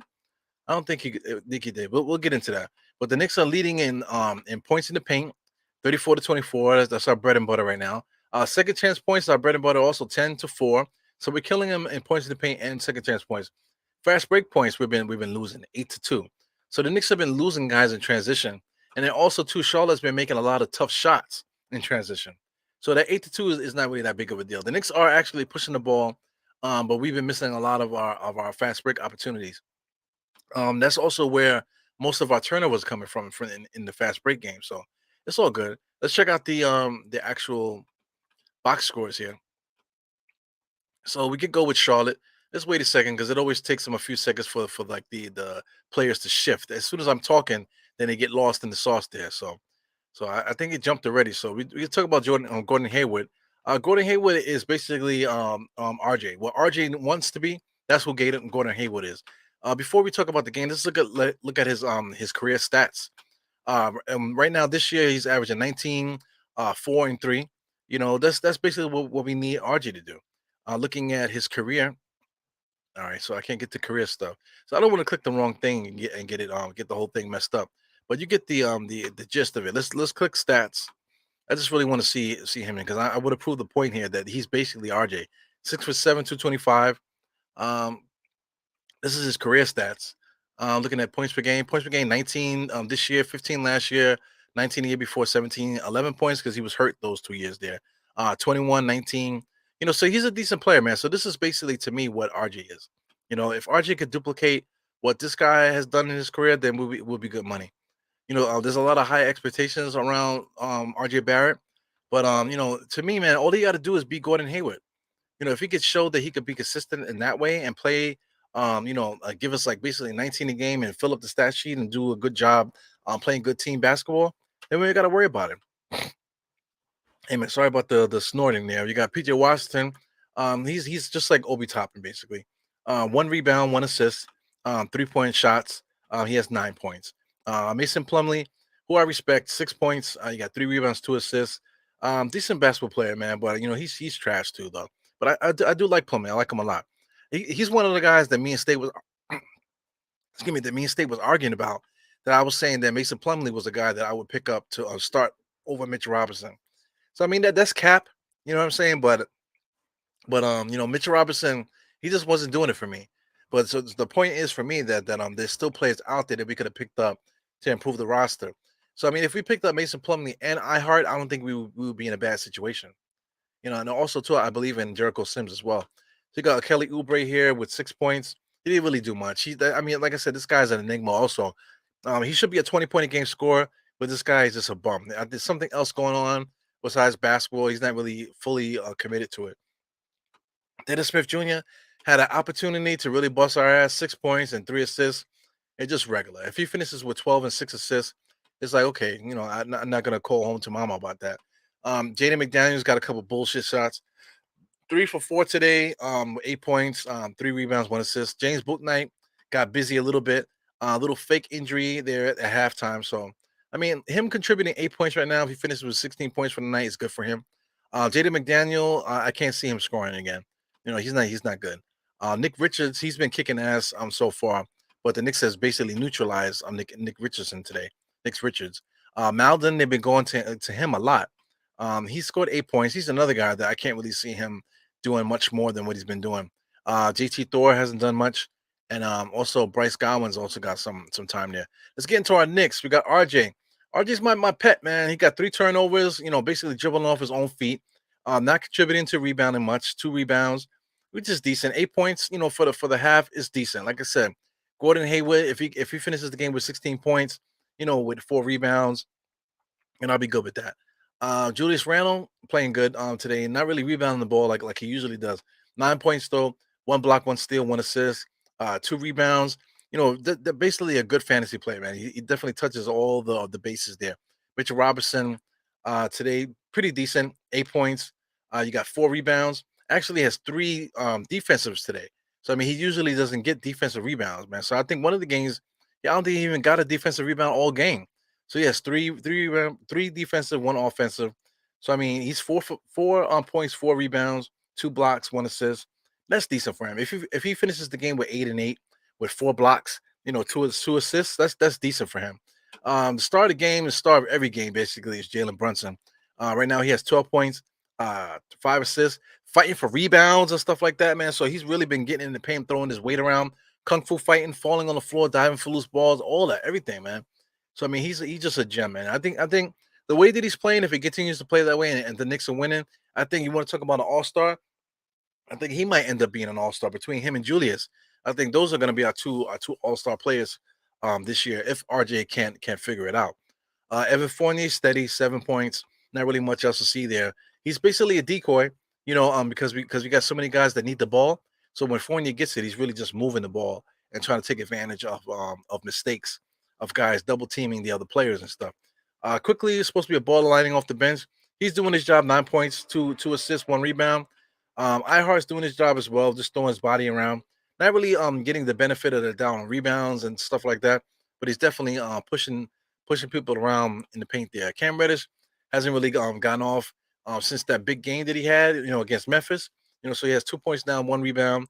Nothing else really to talk about. Was that a turnover and a personal foul? So nothing really to see there. OB2 is pretty quiet, but 6 points, 2 rebounds, 2 assists is decent for him. If he finishes the game with 12 points and 4 rebounds and 4 assists, he did his job. So I mean, listen, the talk about Obi Toppin being a power forward and center is over. I really don't want to hear about that shit no more. Derek Rose, did a good job shooting. Didn't really contribute too much other than that, other than being the yin and the yang to quickly. So as much quickly is out of control, Rose is in control. So that's a good yin and yang thing to have come on off the bench there. So anyway, the Knicks are doing well. Knicks are still at on timeout according to my clock. Let me get this back up here. The Knicks are up 69-62. So I mean, so far so good. This is one of those games that like the Knicks are just trying to get cardio at this point. Like we just got to play our game, and I really can't see Charlotte, winning right now. Now if they had Terry, and if they had Melo Ball and those guys, man, then I would understand. But right now they don't have their heavy hitters. So the Knicks got to be very careful not to let these guys off the hook, and then just play our game, and we should be able to win, man. So anyway, that was the halftime report for the Knicks. Yeah, man, hit the thumbs up. Like I said, you see it at the bottom of the screen. Hit the thumbs up.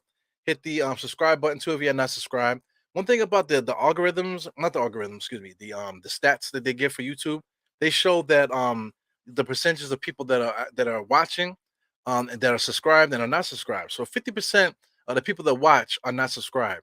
You know what I'm saying? So if everybody's subscribed, what I'm saying, then it would show up better on the stats and stuff. Not that it matters, because I mean, as long as you guys are watching and hanging out with me and watching replays and stuff like that, supporting, that's good enough. You know what I'm saying? But no, show some love to your boy.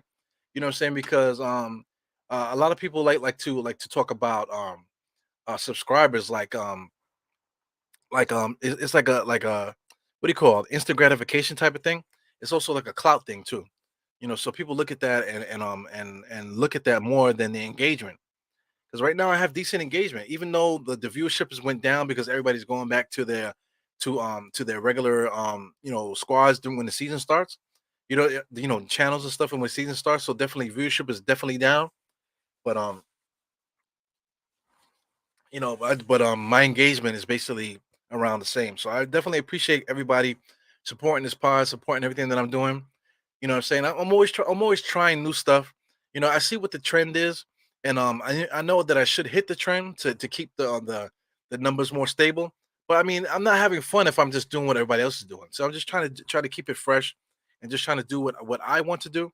And by doing that, like you guys are still supporting. So I really appreciate it, man. Definitely. So that's me ranting. Let me blow my nose again, man. I gotta turn the sound down.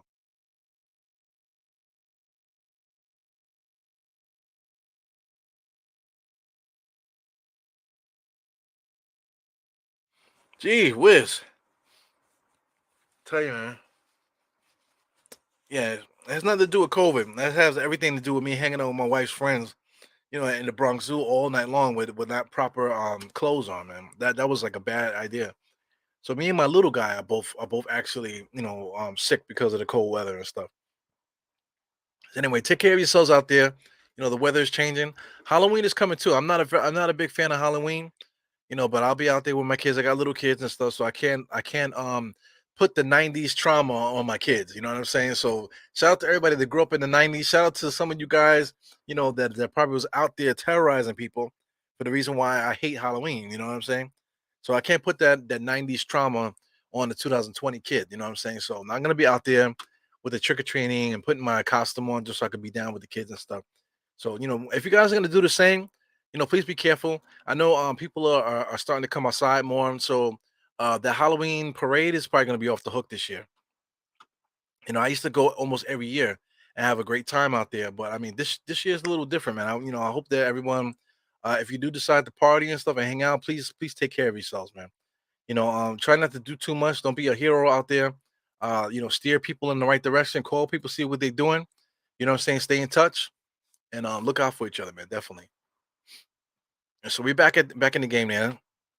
Charlotte is bringing the ball up at the moment. Washington's at the top of the key. Just getting his Jacqueline stretch on, gives it to Gordon. Back to Washington. He still loses the ball there again. He's just gonna chuck up a 3-point shot. Here goes Dennis Smith Jr.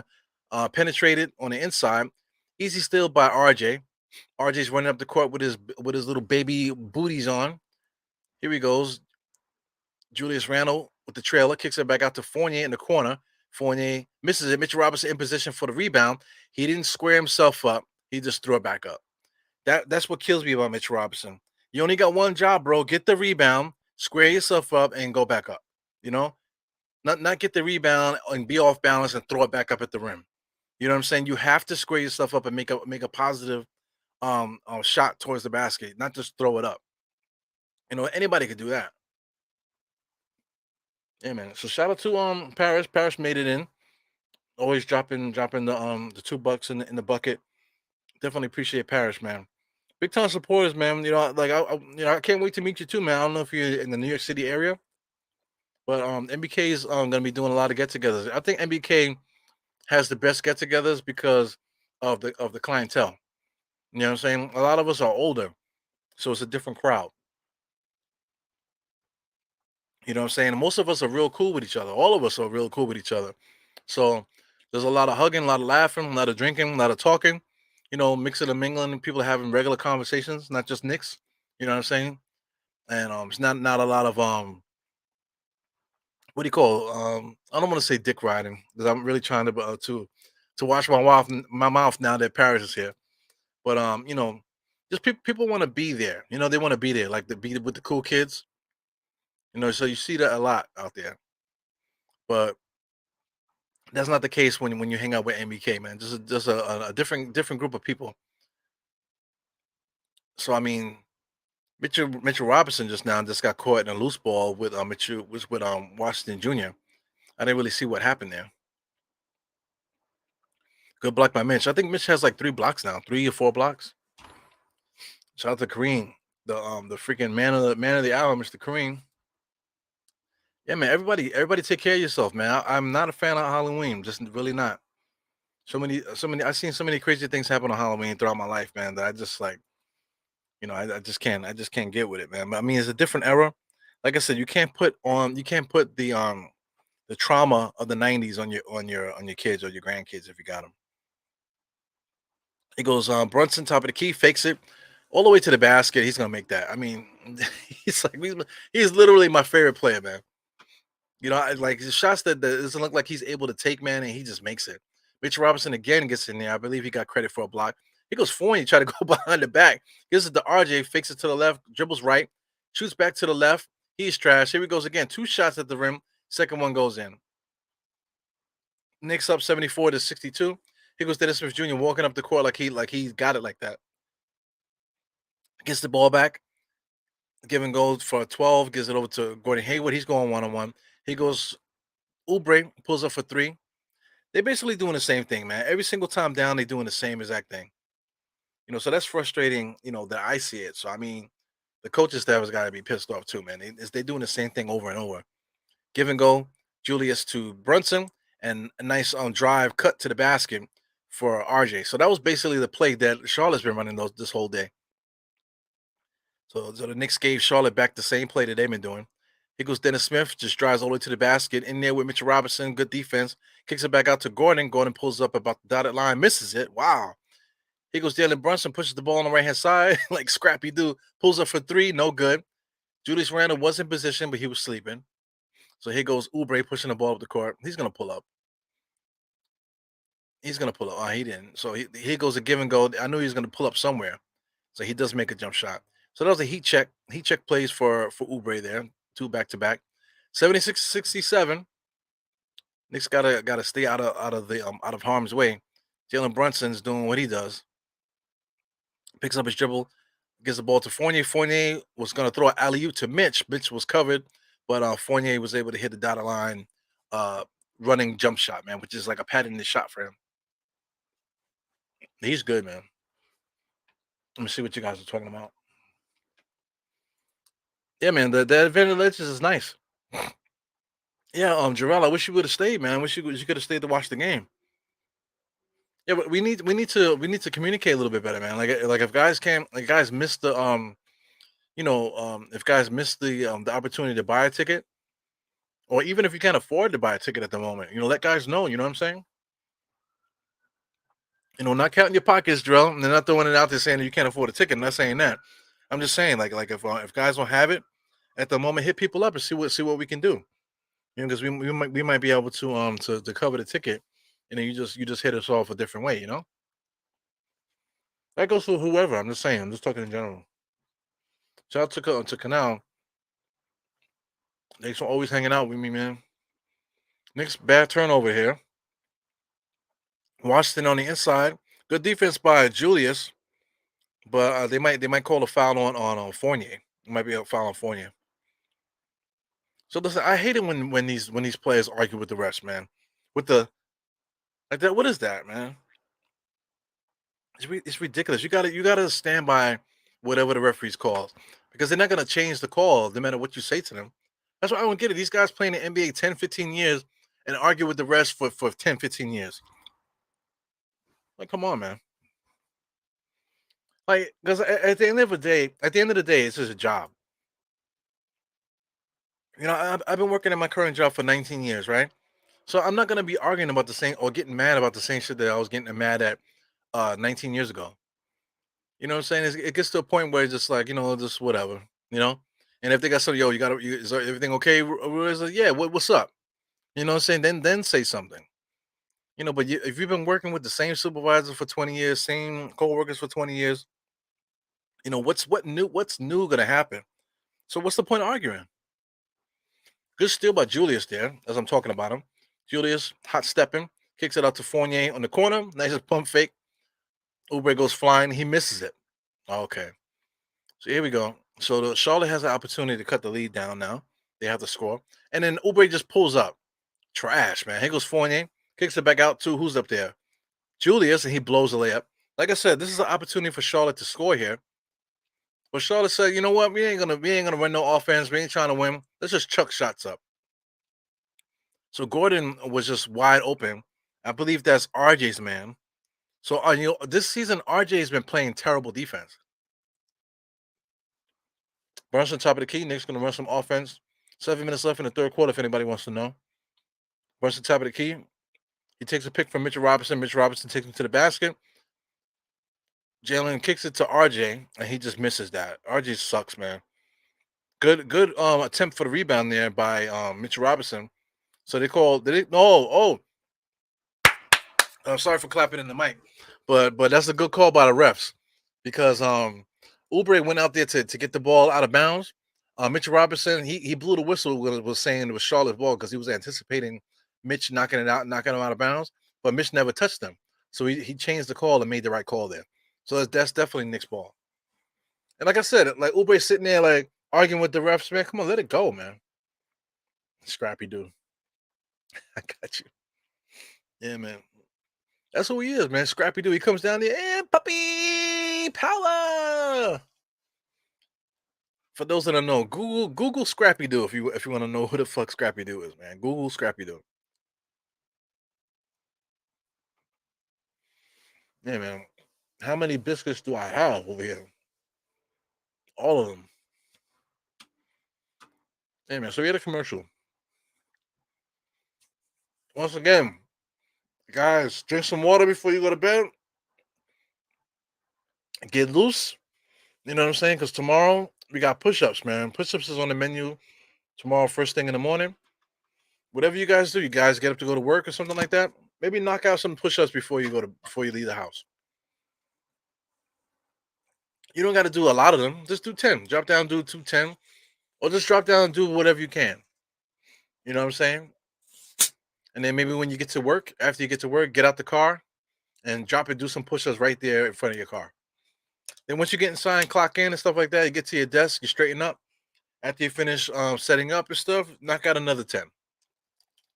You know what I'm saying? And then maybe knock out another 10.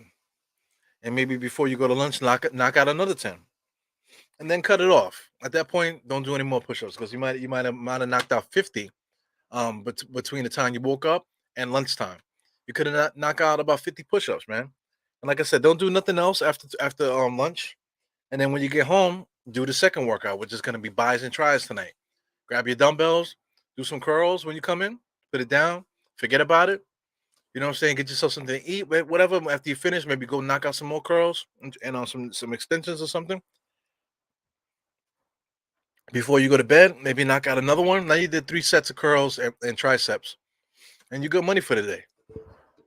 So I mean, that's how I would like to get guys moving. You know what I'm saying? You don't have to sit down and devote 45 minutes of hard work. You know what I'm saying? You could just spread that out over a couple of hours until you get the confidence, until your body starts to grow a little bit from what you're doing. Because whatever you're doing is more than you were doing before.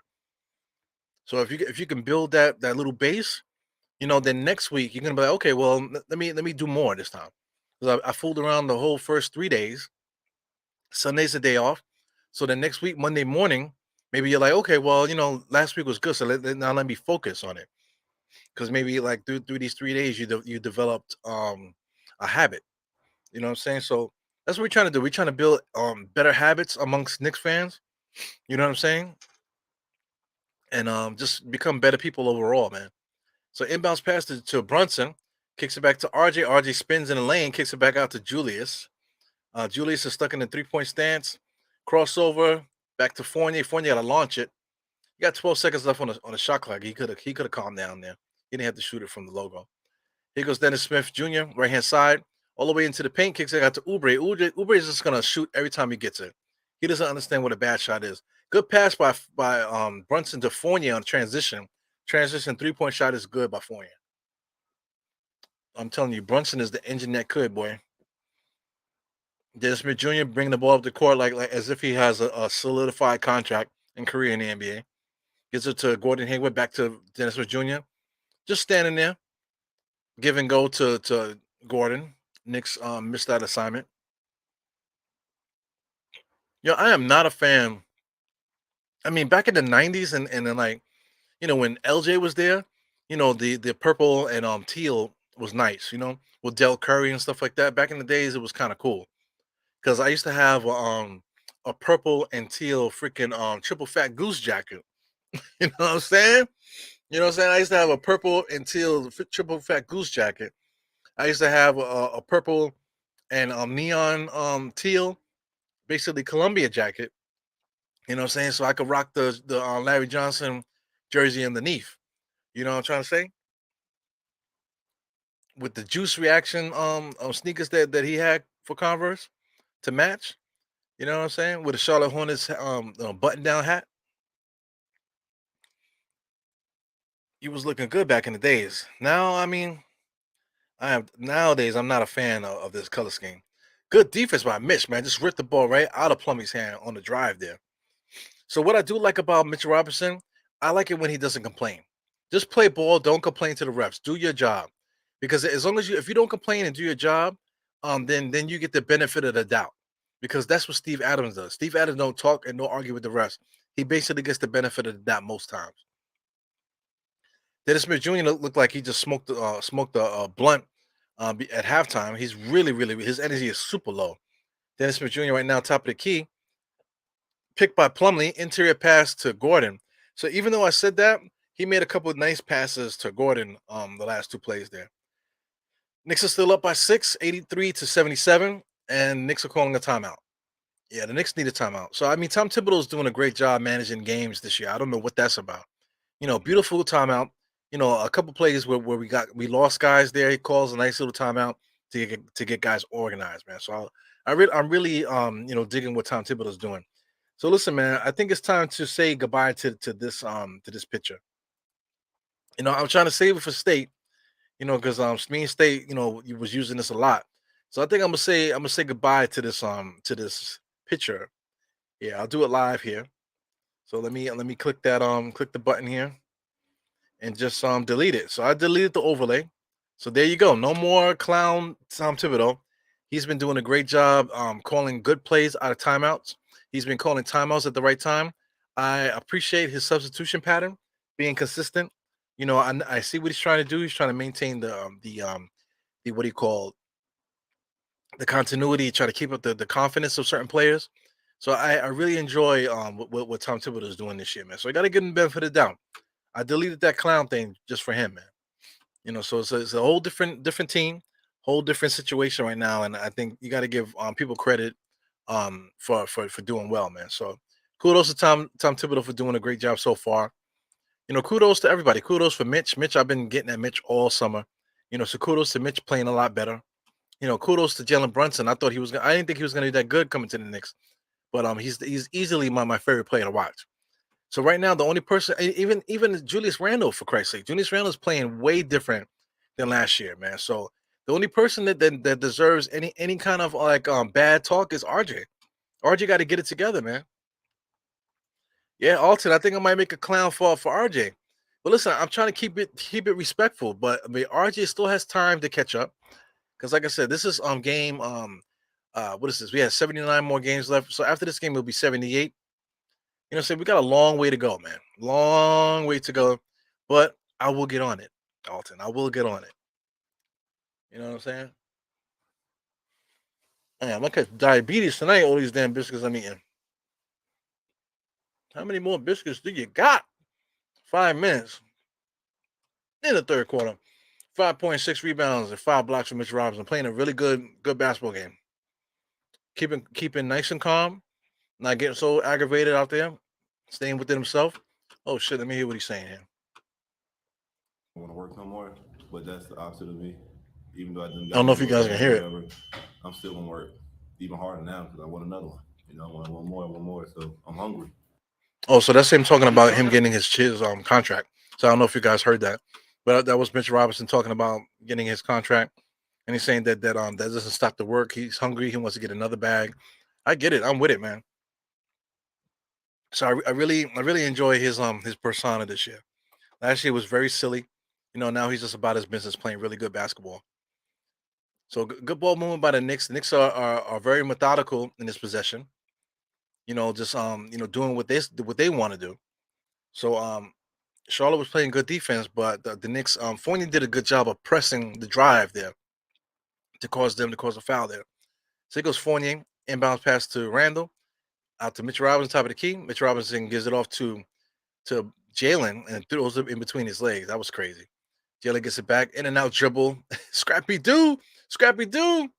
Off the glass, it's good, man.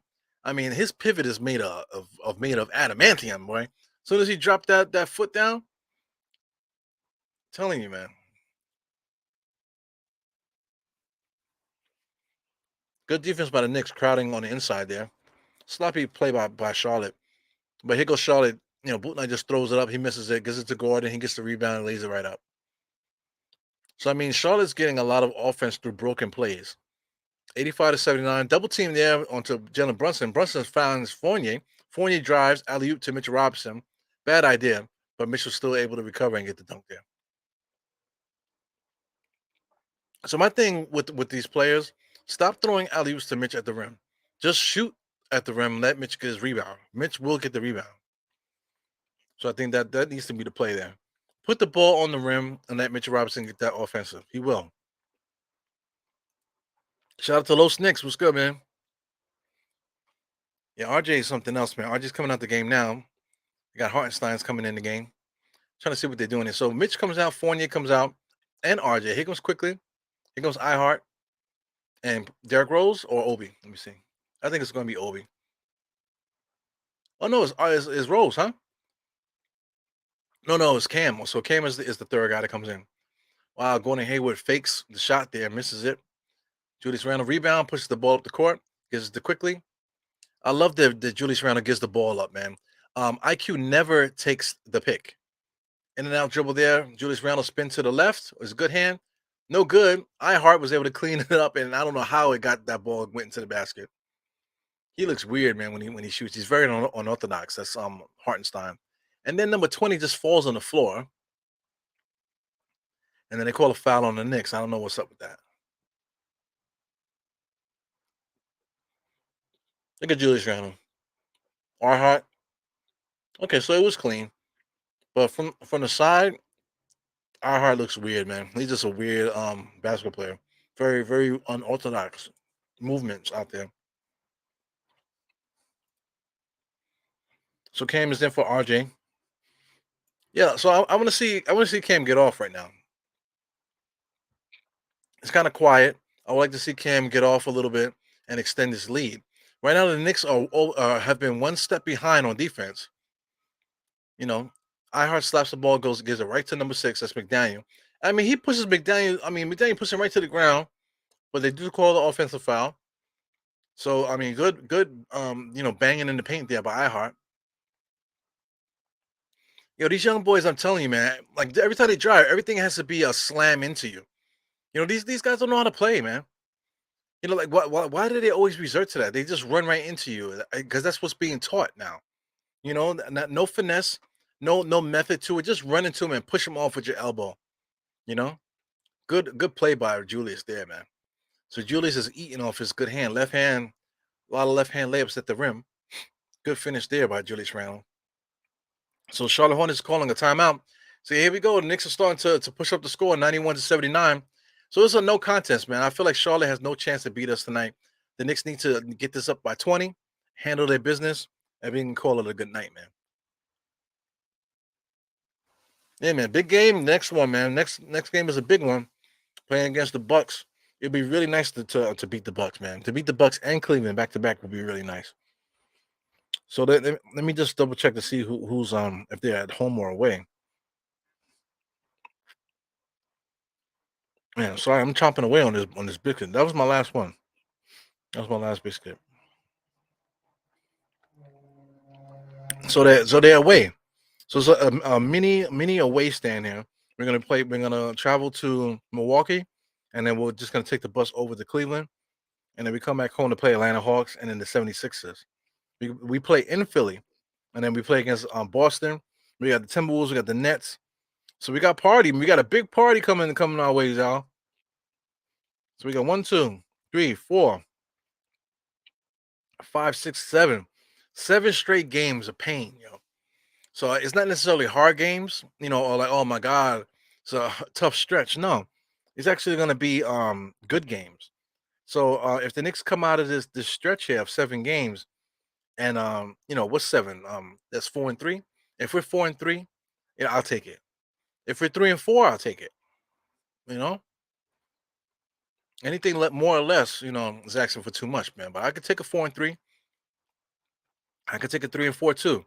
Either way you slice it, the Knicks end up with a winning record. But we got to handle business tonight, though. Here we go. Boot night. A drive in being met by iHeart. Goes all the way, kicks it back out to Malin, and he hits the 3-point shot.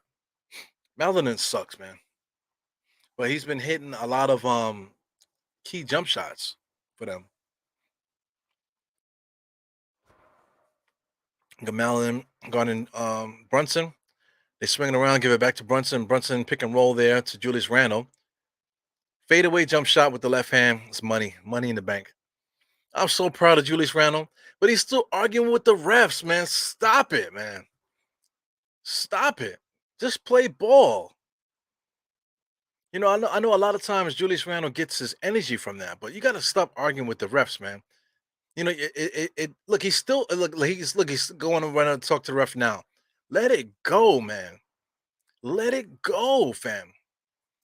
Because it's like a good play, really good plays that he had, a couple good plays back to back, and then you're gonna ruin it by arguing with the refs. The referee swallowed the whistle a bunch of times so you can get that shot off. You know what I'm saying? So I mean, you got to take the good and bad. The referee's swallowing the whistle for a reason, man, because you're probably following the other guy. It's probably a no call, so stop arguing with the refs, especially a well-respected ref like that one, right? I got to get his name, the ref. He's definitely one of the better ones in the league. He's underneath the basket now, standing on top of the Delta sign. He's walking up the court with Brunson on the right-hand side. Here goes Brunson on the left, gives it to Julius Randle. Give and go to Brunson, pulls up, misses it. Here goes McDaniels, bum ass, walking up the court. Gives it to Malvin's bum ass, to PJ Washington's bum ass. IQ grabs the rebound, pushes the ball up the court. Wow, he took the pick there, but I think he took it by accident. Gets it to Julius. So right now, this is feed Julius at the moment. Julius dribbling too much. Nice little fake there. Kicks it back out to Quickly. Quickly fakes a three, drives the baseline, walking the tightrope in no man's land, gets hit in the eye. So the referee wasn't going to call it until he looked at him and begged for him to call it. So he got the foul call. Hey man, thanks to everybody for popping in and see what I'm talking about. Appreciate you guys. Geraldine is back here. I see. So I don't like the Tibbs. I don't like Tibbs, but I can't complain right now. Yeah, I get it.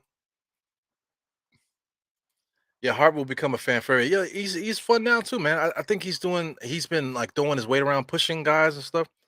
So I mean, as a backup center, that's what you need.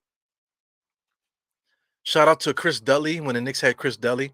When Ewing was out there, when Chris Dudley came in the game, Chris Dudley was the guy that did a lot of the pushing and stuff. That's you need that, especially during their physical time.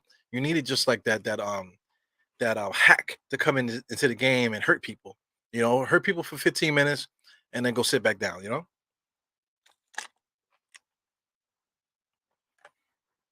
I don't know what's up with Brunson. Maybe Brunson got to take a piss. So here we go. We got Malvin bringing the ball up the court, being guarded by Derrick Rose. A lot of bouncing, nothing really happening on offense, no movement. He picks up the dribble, gives it to Boot Knight. Boot Knight, I don't know what PJ Washington is doing. Kicks it to Malden, fakes a 3-point shot, goes all the way to the basket, kicks it out to number 4. Number 4 is pretty good. I saw him playing in the Black Ops games, with Chris Brickley. So he got some game to him. Give and go from iHeart to Quickly. Quickly slows it down, gives it back to Julius. Julius is looking to give it back to IQ. Now he's just going one-on-one, 9 seconds on the shot clock, all the way to the basket, kicks it out to Cam Reddish for 3, and Cam Reddish makes it. Yes, man. So Cam Reddish is playing nice and easy within the flow of the offense. So I think the way that he's playing, not really forcing the issue, letting it come to him, is essentially what we need. Playing good team defense, communicating, being a positive player out there. That's all we need. He goes quickly, pushing the ball, pushing off with his left hand. He needs to pass it. Boot Knight is too aggressive, too much karate fight, kung fu fight in there, and then he just launches the 3-point shot, and then they call an offensive foul. Who do they call it on? It might be like an illegal screen, I believe. Might be the legal screen, or maybe they calling IQ pushing off. Maybe. Like I said, I can't really hear what they're saying there.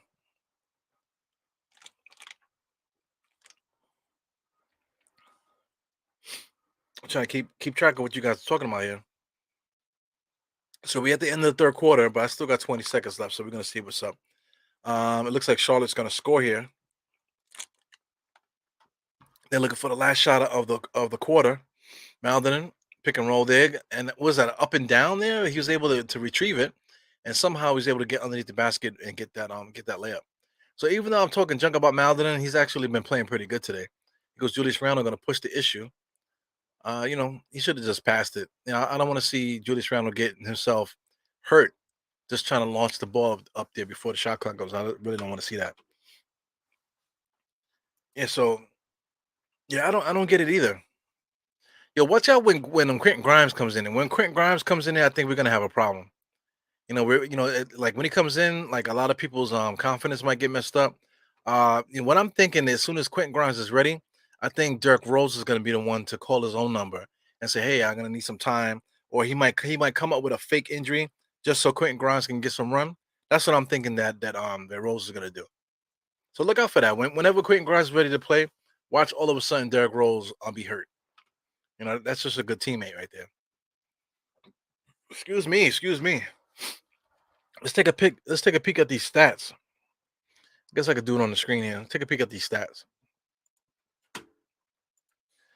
Whew. Can't breathe, man. Trying to do my best here with this play-by-play today. Gordon Hayward, 21 points, man. 21, 6 and 3. One block. He's been playing decent today. PJ Washington is trash, but not for nothing. He's been playing pretty decent too. Mason Plumlee's trash, playing decent as well. Kelly Oubre is really trash. 11 points. He's the second leading scorer, third leading scorer on their team. Dennis Smith Jr. trash, but he does have 6 assists. So there's a running trend here. These guys are trash, but if you look at their stats, 8 and 6 for Jalen McDaniels, that's pretty good. Book Knight trash, but he has 8 points and 3 assists, 2 rebounds. You know what I'm saying? They got Malden is trash, but he got 15 points, 3 assists. So a couple, those are kind of red flags, man. Because I mean, when it comes to better teams like the Bucks and stuff like that, you can't really let these guys off the hook like that. On the Knicks side, RJ Barrett got 12. Having a better game today, not really a good game defensively, I want to say. Well, RJ Barrett's having a steady game tonight. He's not really shooting the ball bad, 50%. Can't really say nothing about that. Julius's night to miss is he's 5 for 13, but 13 points, 3 rebounds, 2 assists, 2 steals, 1 block. Not particularly good game for Julius Randle, in the minutes, considering the rebounds and the shot percentage, but I mean, it is what it is. Mitchell Robinson shooting 100%, 7 and 6, 5 blocks. He's playing great. Jalen Brunson, tail of the game, man, 16, 11, and 7. With his little ass, I would never think that he would be getting 11 assists. Getting that many assists in games. How many rebounds that he gets, as a starting point guard, as little as he is. Fournier's playing great too, 14 points. Got Manny Quickly's playing decent as well. So I mean, we're playing good basketball, man. Shout out to Derrick Rose, Obi Toppin, and Cam Reddish. They're doing their thing as well. Yeah, man. So we're back into action. Ironheart at the free throw line with the shot clock running down with a nice little floating jump shot with the left hand. So let's get the score back up here. At the present moment, Knicks are up 100 to 99. Excuse me, to 90. 100 to 90. So I mean, it actually pushed to 95. So the Charlotte is going to go on a nice little run here in a few seconds here. They're going to go on a nice little run in like 40 seconds. Like, why am I so behind? I feel like the longer the time goes by, the more behind I get in the game. So as you can see on the screen, there's 10:53, but on my clock, I'm at 11:25. Like, wow.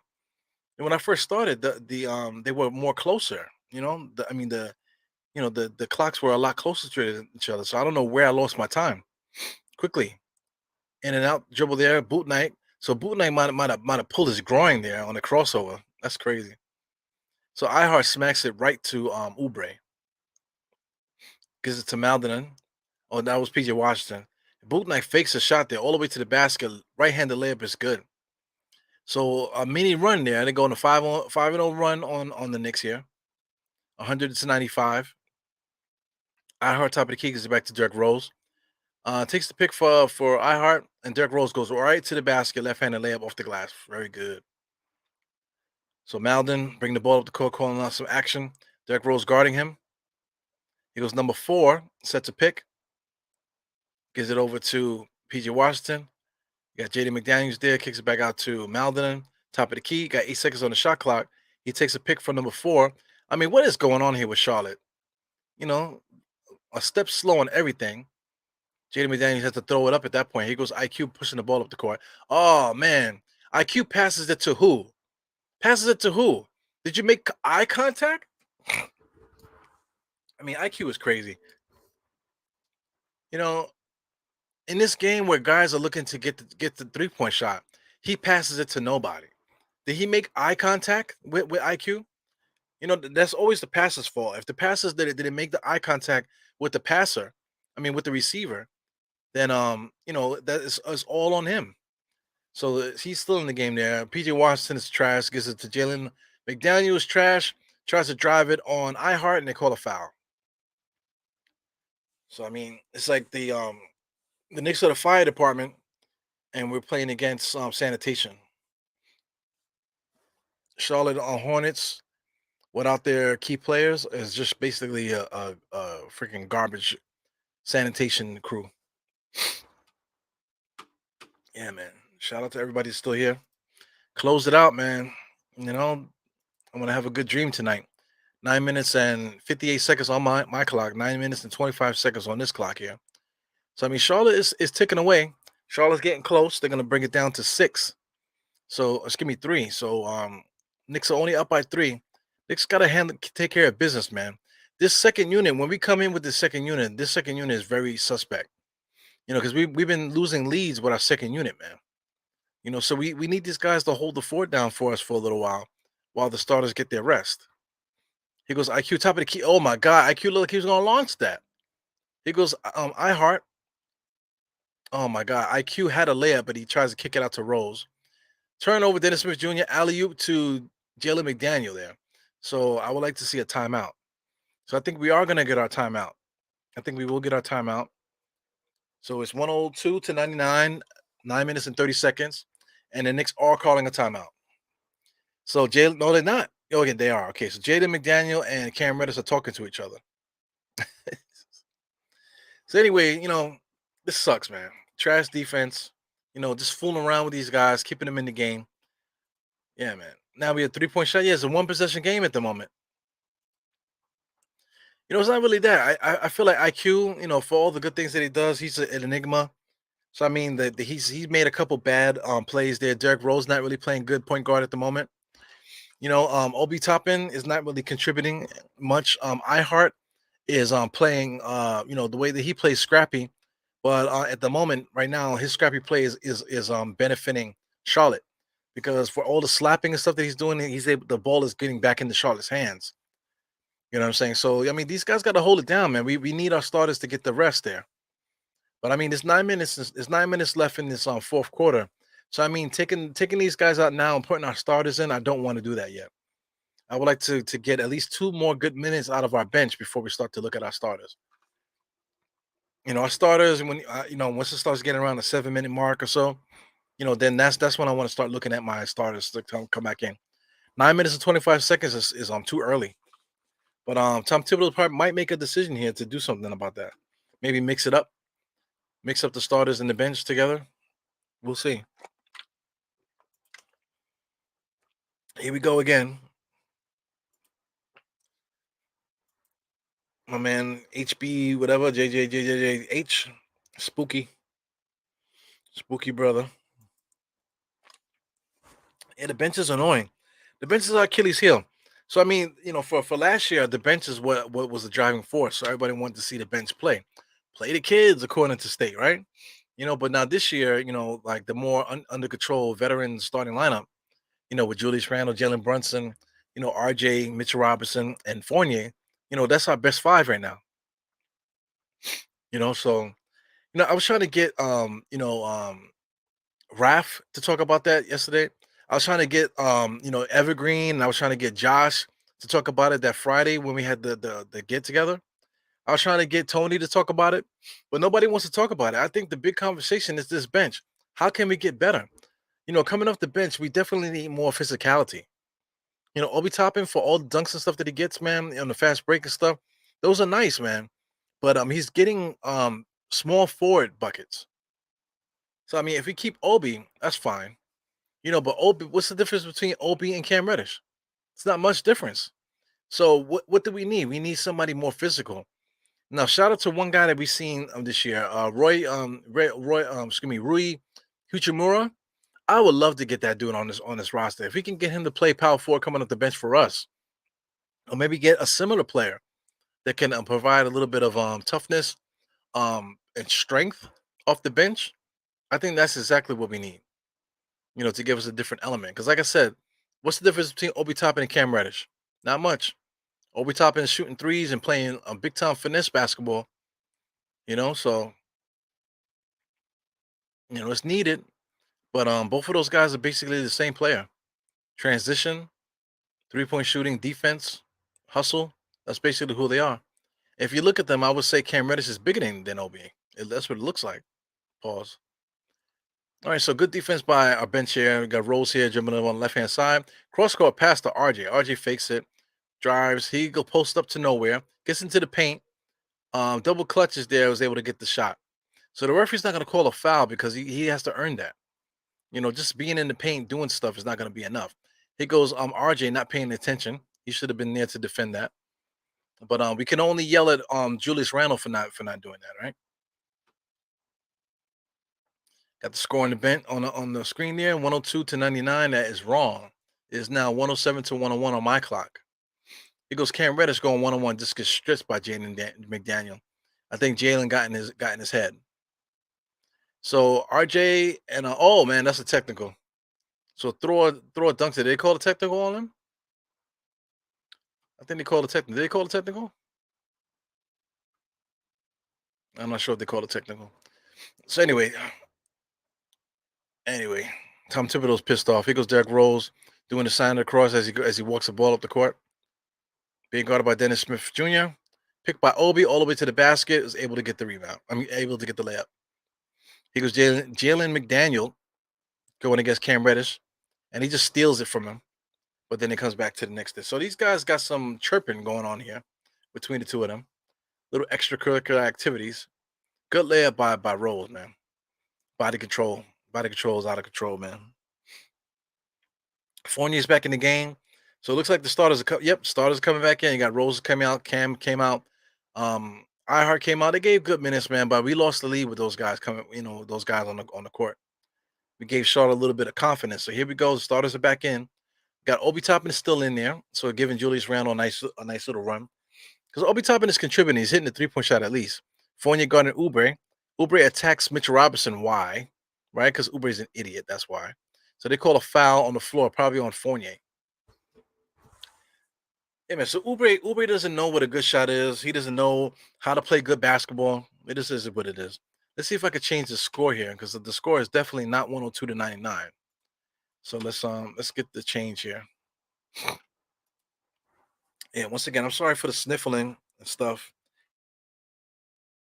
And the mic on the screen. Sorry about that.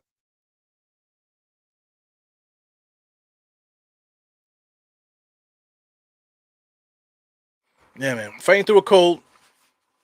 I gotta tell you, it's hard to talk so much when I got a nose that's stuffed up. It's weird. It's a weird feeling. 109 to 104. I don't know if I lost the stream just now. Yeah, we just gotta finish business, man. This is dangerous territory here with Charlotte. Charlotte Knicks are only up by 5, so there's a 2-possession game there. 2 3-pointers, and Charlotte could be up by 1. Jalen Brunson back in the game, gives it to Obi Toppin. Obi Toppin with a fake right to left crossover, goes all the way to the basket, ends up being Knicks ball. So good take by Obi. Obi's on the floor there still. The teammates got to run and get him up. Good take by Obi. Nice little fake to the right, crossover to the left. I like it. Yeah, man. Shout out to the crew in the lower seats there. Them guys must have got paid. We go RJ gets open for a broken play, able to get to the dunk. 111, spoiler alert, 111 to 106 after that bucket by RJ. So Dennis Smith Jr. playing around with the clock there, gives it to Oubre on the corner, gives it back to Dennis Smith Jr. Faked right. He had a wide open dunk, man. I don't know why he did that. But they kick it back out, gives it back out to Gordon. Gordon fakes the three. Back out to Jalen McDaniel. Gets it to Dennis Smith Jr. Fournier playing good defense there. Dennis Smith Jr. trying to go at him.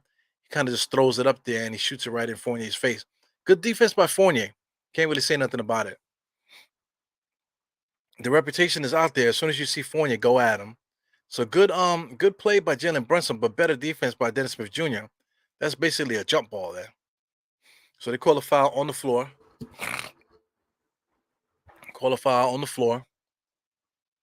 No jump ball. So you got Julius Randle just came in for Obi. So what's the score? What's the timestamp here? 6:44. So they call a timeout there after they make a substitution. Then they call a timeout. So this is they're drawing out this game now because I feel like since the 9-minute mark, this has been like the longest game ever in the last 3 minutes. Oh my god, 111 to 106. Yep, we are at a commercial break right now. What you saying here, Alton? Mr. Alton, these games are supposed to be winning, going away, allowing our bench. Yeah, absolutely. So listen, like I know the game is not out of hand yet. We're not winning this game yet. We should be able to win this game. But I mean, like all these mistakes, especially the last game. I was really complaining a lot the last game. The reason why I was complaining is because once we play better teams, we're not going to get away with all these mistakes all the time. So these teams, what makes them good is that they have superstars, and their superstars are going to take advantage of our mistakes a lot. You know what I'm saying? So they have a lot of superstars. I don't want to look ahead just yet. I want to make sure the Knicks maintain the lead, for like maybe another 2 more minutes before I start really looking ahead to that next game against the Bucks. And that's going to be a lot of fun playing the Bucks. I like playing the Bucks. I like playing against Giannis. Giannis versus Julius. But they really got Giannis playing center more often. So Mitchell Robinson, it's gonna be a team effort trying to guard him. Usually Tom Thibodeau does a good job of keeping him out of the paint. It just we gotta pay attention to their shooters and stuff like that. We'll see. We'll get a chance to scout them and see if they change the offense up a little bit. But as long as we can keep Giannis out of the paint when we play the Bucks and stay up on our shooters, we should be fine. We should be able to beat them also. It is what it is. But we got to handle business tonight, man. We're playing Charlotte Hornets with their whack ass purple and teal uniforms. So I made the comment before, triple fat goose. Who had a triple fat goose back in the days, man? I had purple and teal triple fat goose back in the days, man. Gore-Tex too. I had a Gore-Tex jacket too. I remember the females used to have all the wild colors in the Gore-Tex, but I used to always maintain that just the primary colors in the Gore-Tex jackets. I still maintain to this day those are some of the best jackets ever made. They tried to come back, for a little while, but they didn't. I haven't seen them since, man. I definitely would like to get a Gore-Tex jacket. One of the best jackets ever made. So we are looking ahead. Okay, no, they're talking about the lead pass and whatever. But we got Atlanta coming. Atlanta is something I'm going to circle too because Atlanta is going to really test our backcourt. Going to test our ability to run and protect pick and rolls and 3-point shooters and stuff. That's going to be fun. So I mean, that's a couple games ahead there.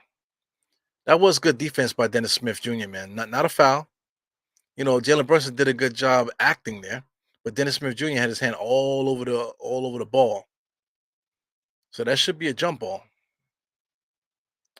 Are they calling jump ball? No, so now we're just gonna inbounds about in. We're just gonna inbounds right now.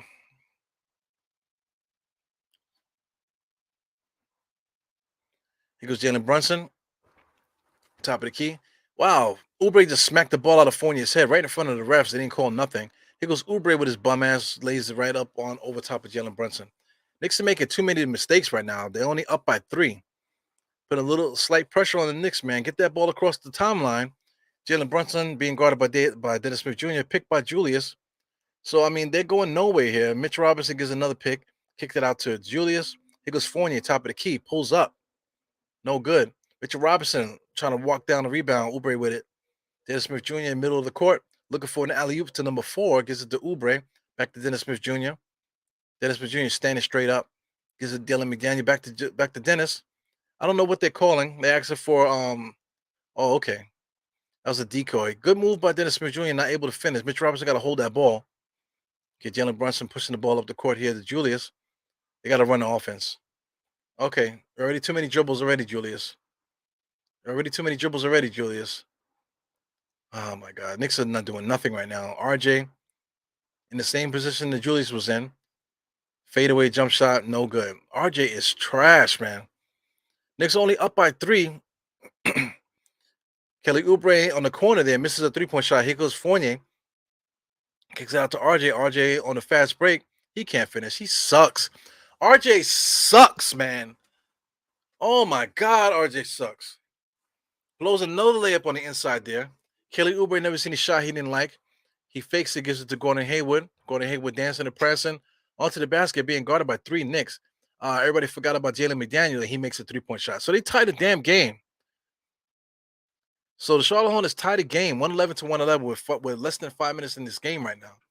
This is no good, guys. This is no good.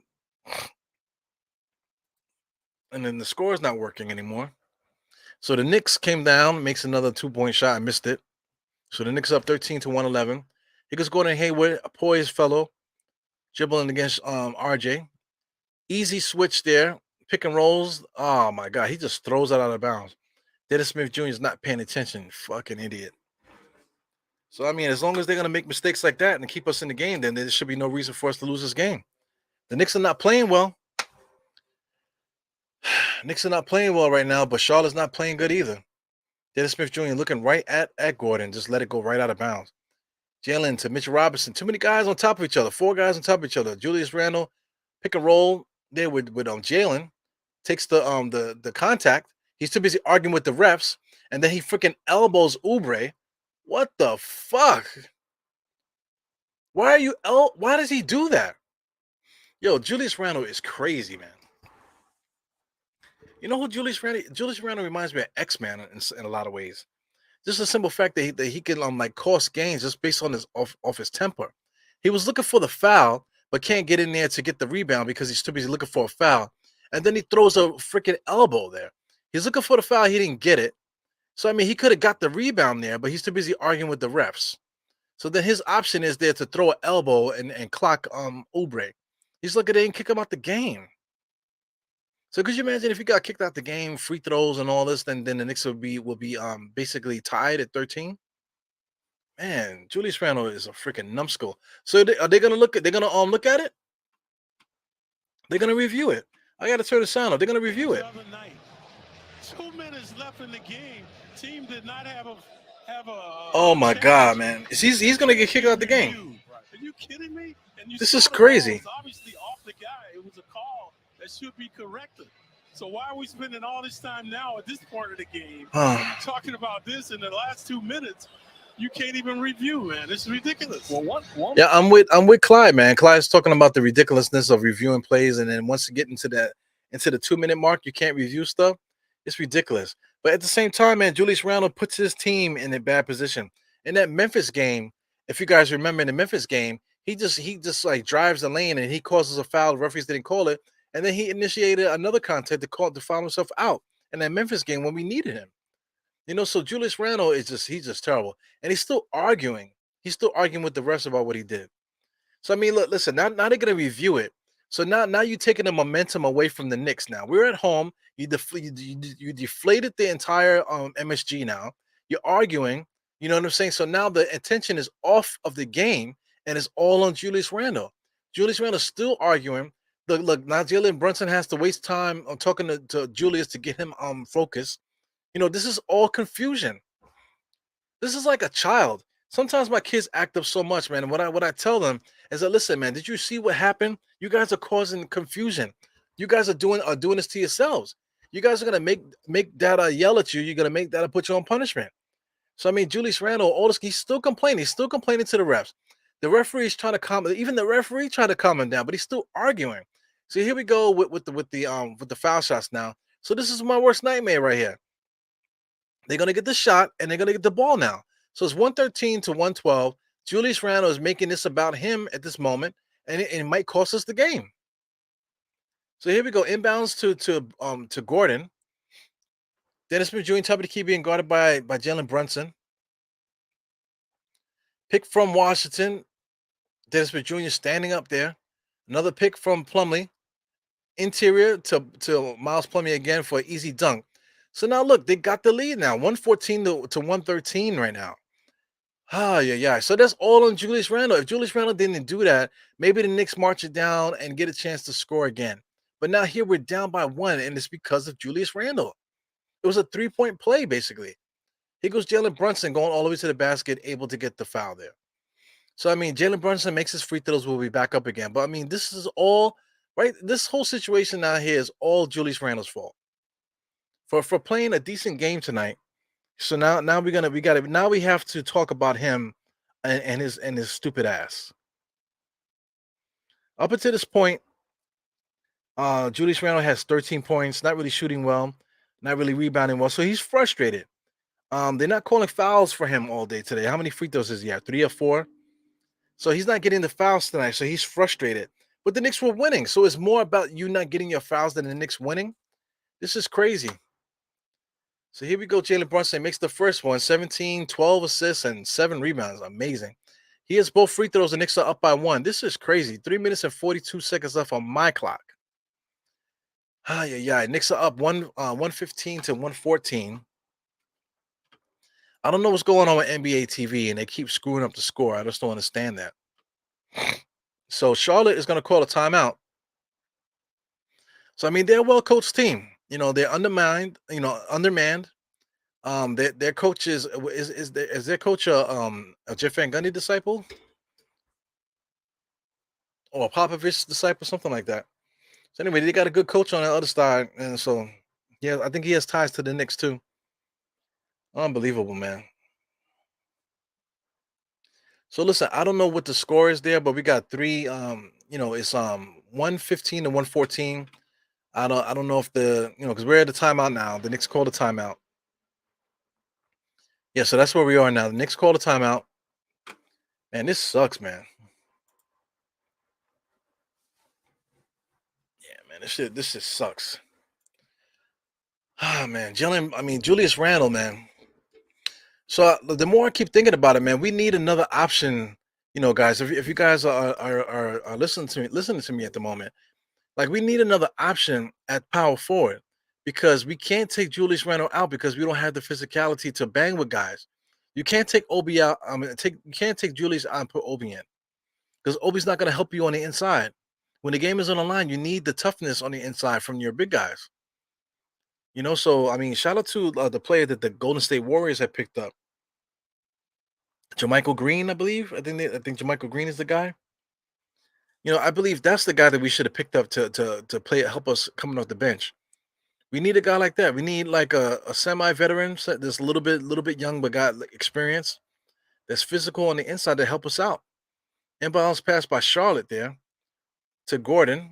So this is crunch time. They're going methodical. Gordon picks up the dribble, gives it to PJ Washington. Back to Oubre. Oubre's going to pull up. That guy is crazy. Crossover dribble. He calls his own shot, pulls up. He misses it, but got the foul. Man, Oubre is trash, man. He's just a dude that he's just not passing the ball. He is crazy. He looks like freaking he looks like Heath Ledger's freaking Joker. Freaking nuts. Yo, man, we gotta finish this game with a win. So I mean, Fournier's coming out the game here. Fournier needs a little bit of a run, so it's kind of chippy. So I like the substitution. Bring Cam Reddish in there to help out with the defense. I want to see who else is coming in. Anybody else but Cam? So I like the Cam is coming in. Like I said, it would be nice if we had a JaMychal Green or something like that, or like I said, Rui Hachimura that could come in and help out physically, because Julius Randle is not wrapped too tight, man. If we had another guy to come in to substitute for Randle, I would take him out right now because he basically cost us the game. 3 minutes and 28 seconds, man. This is like the longest 3 minutes 28 seconds in the world. I feel like from the 9-minute mark, man, this time has been going slow. He goes Jalen Brunson bringing up the court. His man playing his ass off, being guarded by Dennis Smith Jr. Picks up his dribble, gives it back to Julius, to RJ. RJ top of the key. He doesn't shoot it. Gives it to Julius. 2 dribbles, turn around, fadeaway jump shot in the middle. He misses it. Damn. It's 115 to 115. Gordon around the pick. Gets it Dennis Smith Jr. Kicks it. I got to PJ Washington, foot 3. Yeah. 15. So it was 118 to 115. PJ Washington hits a corner 3-point shot. So that was Julius's, man. So Julius is really just giving up the game for us. Here goes RJ. And RJ decides to throw an alley-oop to Mitchell Robinson. All the way to the basket. Wow, the Knicks they didn't call a foul on the Knicks. Wow. So they didn't call a foul on the Knicks. That should have been a foul. Oh my God. This is crazy. This is crazy. I think I might have to change my my camera. Here goes Plumlee. He traveled, being guarded by Mitchell Robinson. Dennis Smith Jr. pick. Dennis Smith Jr. comes in, fakes. Oh, Mitchell Robinson with a nice block, kicks it right back out to PJ Washington, but they call goaltending. Oh my God. So now they're up by 5. Oh my God. 2 minutes and 22 seconds left. Charlotte's up by 5. Knicks have no momentum. I don't think that's goaltending. I don't think that was goaltending. That shit, it was going up, but it wasn't coming down. So that was close, I guess. Julius Randle top of the key, gives it to RJ. Mitchell Robinson, double screen. RJ on the inside gets the ball knocked out of his hands, and he misses another shot. I mean, RJ sucks, guys. Yo, man, I am deflated. I'm deflated at the moment, y'all. This is crazy. Now we're up to RJ, who notoriously cannot make his free throws. Let's see if he makes his free throws. First shot is up, and he makes the first one. Okay, so his form is a lot different this year. He goes Dennis Smith Jr. with the crazy fucking dead cat on his head, looking like fucking Sonic the Hedgehog. RJ with the second shot, he makes it. So it's a 1-possession game with Charlotte with the ball. 117, 120, Knicks down by 3. Gordon, right-hand side, looking for a pick. Gordon takes it. Back out to Oubre. Spoiler alert, Oubre is going to take this shot. Drives, shoots it, no good. Cam Reddish with the rebound. Here comes Brunson, out that pass to RJ. And RJ lost the ball, you fucking dick! What the fuck?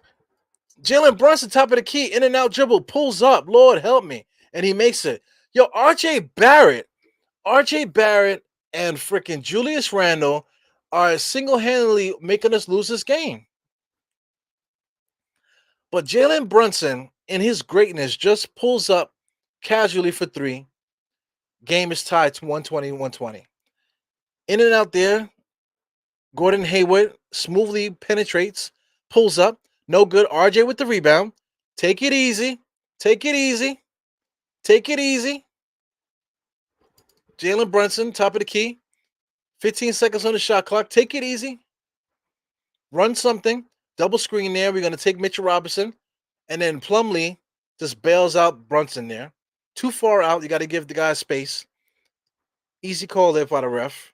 That's a defensive foul. But look at RJ. He's dribbling and then he freaking loses it. But let's talk about him driving, trying to give Mitchell Robinson an alley-oop in a tight space where we were down by 5.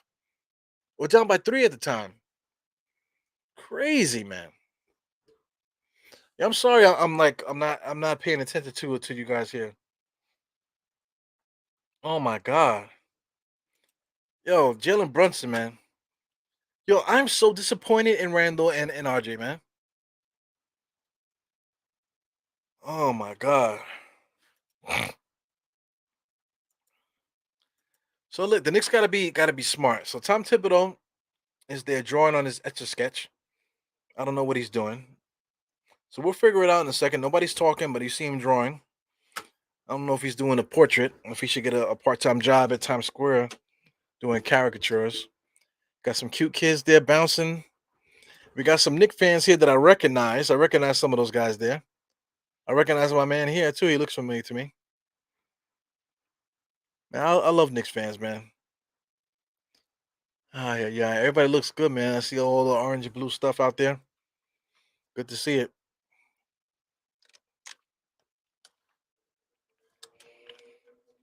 14 seconds on the shot clock. 120, 120. Got a minute and 4 seconds left. Julius Randle's a dick. Lord have mercy. I wish we had another alternative. Obi Toppin is not it. So I'm quite sure there's somebody complaining that Obi Toppin is not in the game right now. And this is not a game for Obi Toppin to be in the game. Yeah.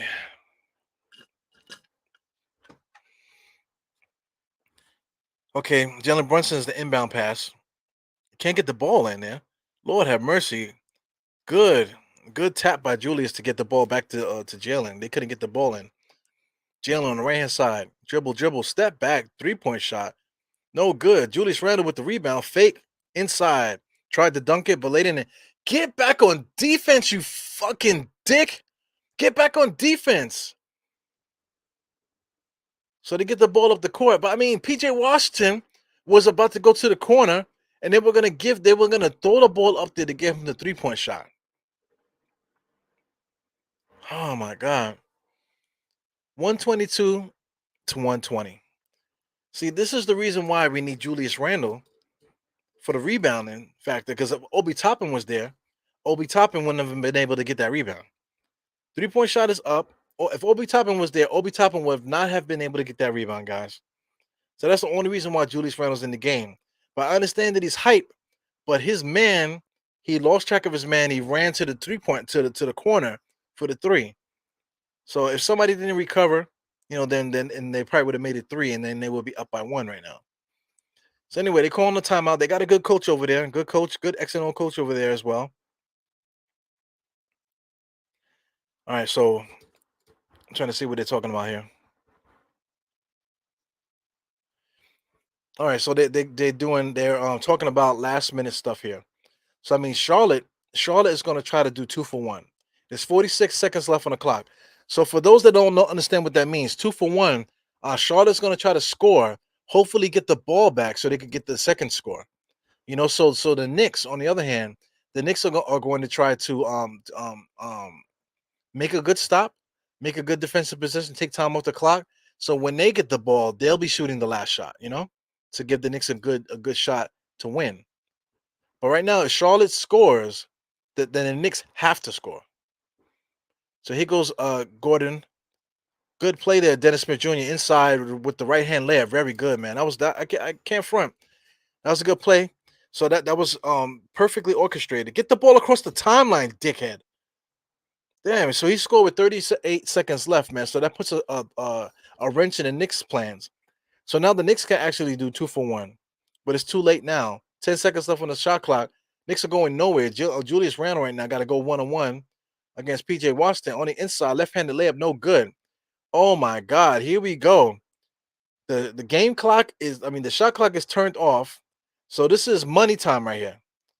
Oh my God. So Charlotte calls a timeout. So bad offensive possession by the Knicks. And here we go with Charlotte with all the momentum in the world because Julius Randle deflated the arena with all that arguing, lost the crowd, and then RJ with all the turnovers and the missed layups and everything else that you want to say. Now we're tied 122 to 122. So no spoilers, please. No spoilers. We got 9 seconds left, I believe, on the shot clock. On the game clock, excuse me. Oh my God. Yo, Geraldine, man. I don't know what the fuck happened. Yeah, man. Yo, Shaw, I think it's a little bit more than the calls, man. You can't put the ball in the referee's hand for the referees to make these calls on us and beg them to give it to us. We got to put the blame right in these guys' hands. The blame belongs to Julius Randle tonight. And RJ too. RJ is shaky, man. The alley-oop attempts to Mitch Robinson was crazy. Then he almost turned the ball over, just basically dribbling. I don't know what's going on. This is crazy. Oh my God, I can't take it. All right, so listen, I see Lewis Denny here. He's talking about Obi. So I mean, right now, maybe Obi might be a good option on this particular play, just to have the action, just to have the action out there, the athleticism. But he hasn't played in a while, so you just got to go with the guys on the court here. He goes Gordon Hayward. RJ Short took his time coming out there to defend that. PJ Washington, who's guarding him, Julius Randle left his man and then gives Gordon a shot to win. Oh yeah. He had a good shot at the ball.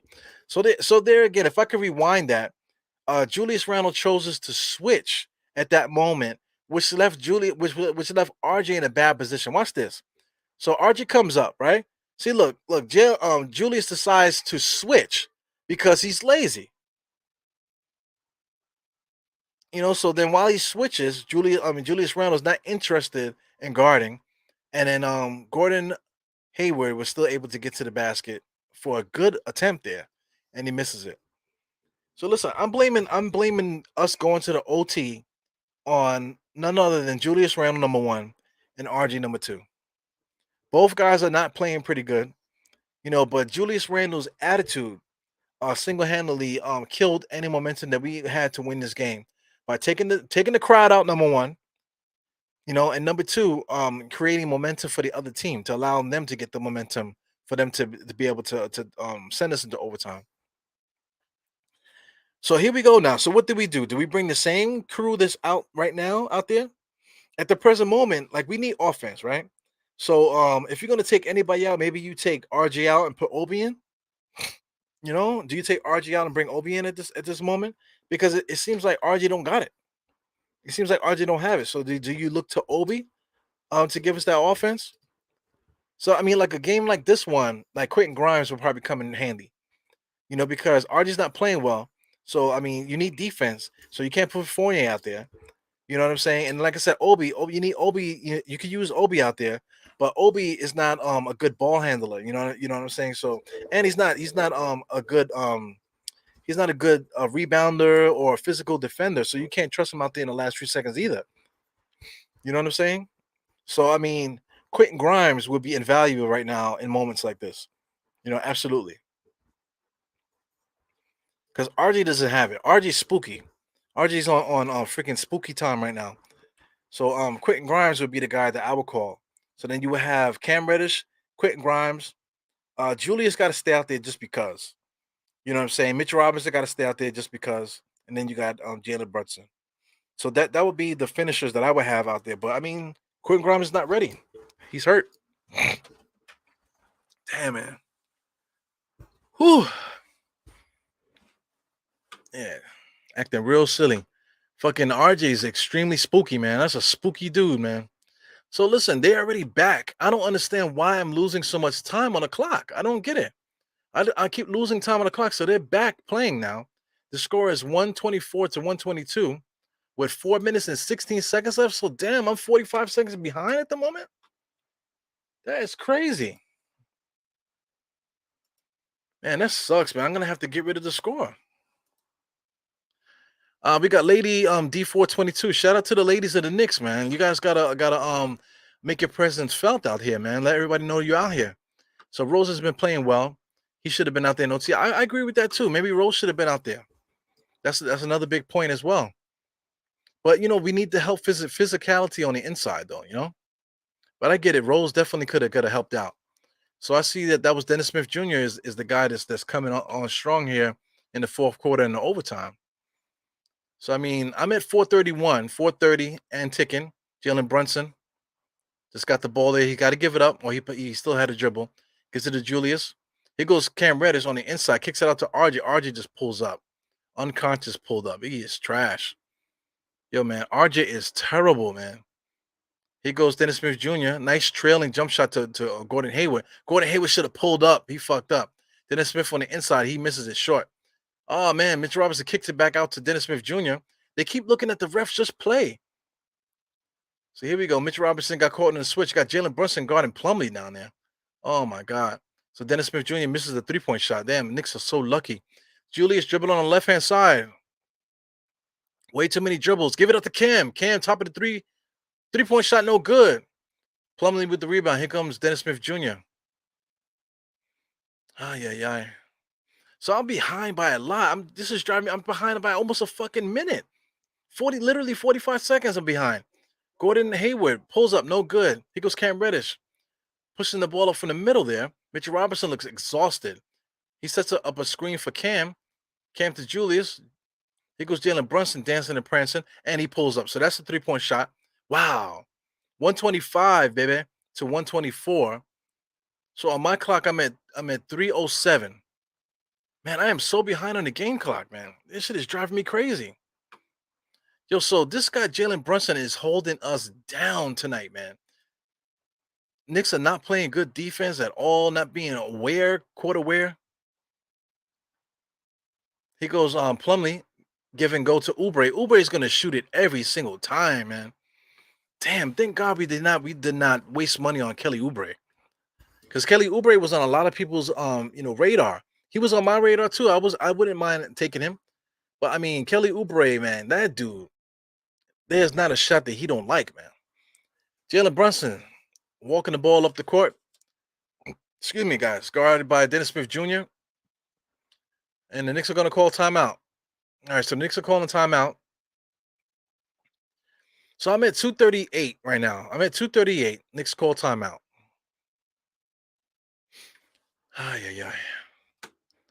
Yeah, once again, I apologize for being so behind, guys. I don't know why. I don't know why I'm so behind. So right now it's 2:26 right now. We got Julius Randle. I mean, Jalen Brunson just shot a technical a technical free throw just now.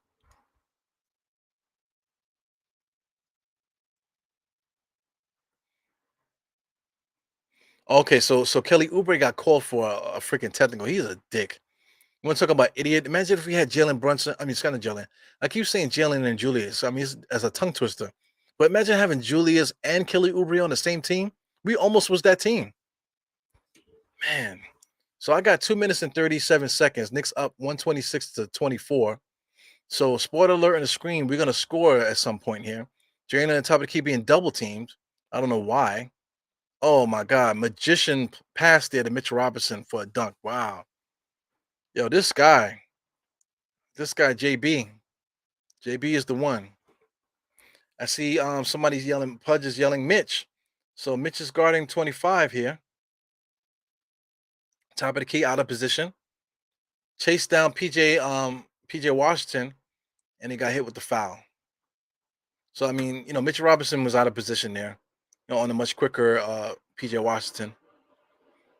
But I mean, that was an amazing magician pass there by Jalen Brunson, because he did a great job selling the pass to the corner and was able to hold the ball long enough to get that ball to Mitch. Man, unbelievable. Oh my God. So not for nothing, the officiating is not that bad. I think the officials are doing a good job staying composed and not getting themselves involved in the game. So even though these players are communicating too much to the refs, they're talking to the refs, these refs are maintaining their composure so well tonight. So definitely kudos to the refs. These guys are actually calling a good game. Evan fouled out. No, I think they just took him out. I don't think he fouled out. But here we go. 2 minutes left in this game, man. This game is long, man. 2 minutes left in this game. Knicks are up by 3. Oh man, Julius Randle with the stutter step to nowhere, forces up a shot for no reason. Here comes Charlotte, Dennis Smith, Washington Jr. Good stop the ball by Cam Reddish. RJ, shut up, RJ. Whatever you're saying to Cam, whatever, man, just be quiet. Don't try to give nobody no advice. He had to stop the ball.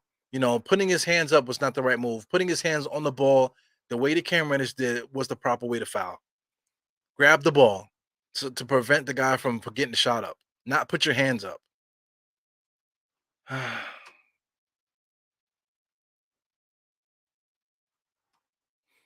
So he fouled out? He did foul out, huh? I don't want to take my eyes off this game. So PJ Washington is shooting free throws now. 128 to 127. This game clock is killing me right now. I don't want no spoiler alerts, man, but I got to keep the score fresh on the screen there. 128 to 127, 110 left in this game. Jalen Brunson kicks out to RJ. Of course, he misses it. Almost, he's cleaning the paint off the rim. Point blank layup, misses it. Julius Randle on the inside. All he got to do is make the simple play, and he can't do it because he's too erratic, man. We need another option. Julius Randle is off his shit right now.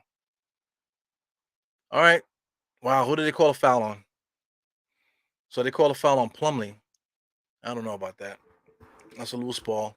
Maybe there's some extracurricular activities going on there. So are they calling a foul on Julius right now? Oh my God. This is crazy.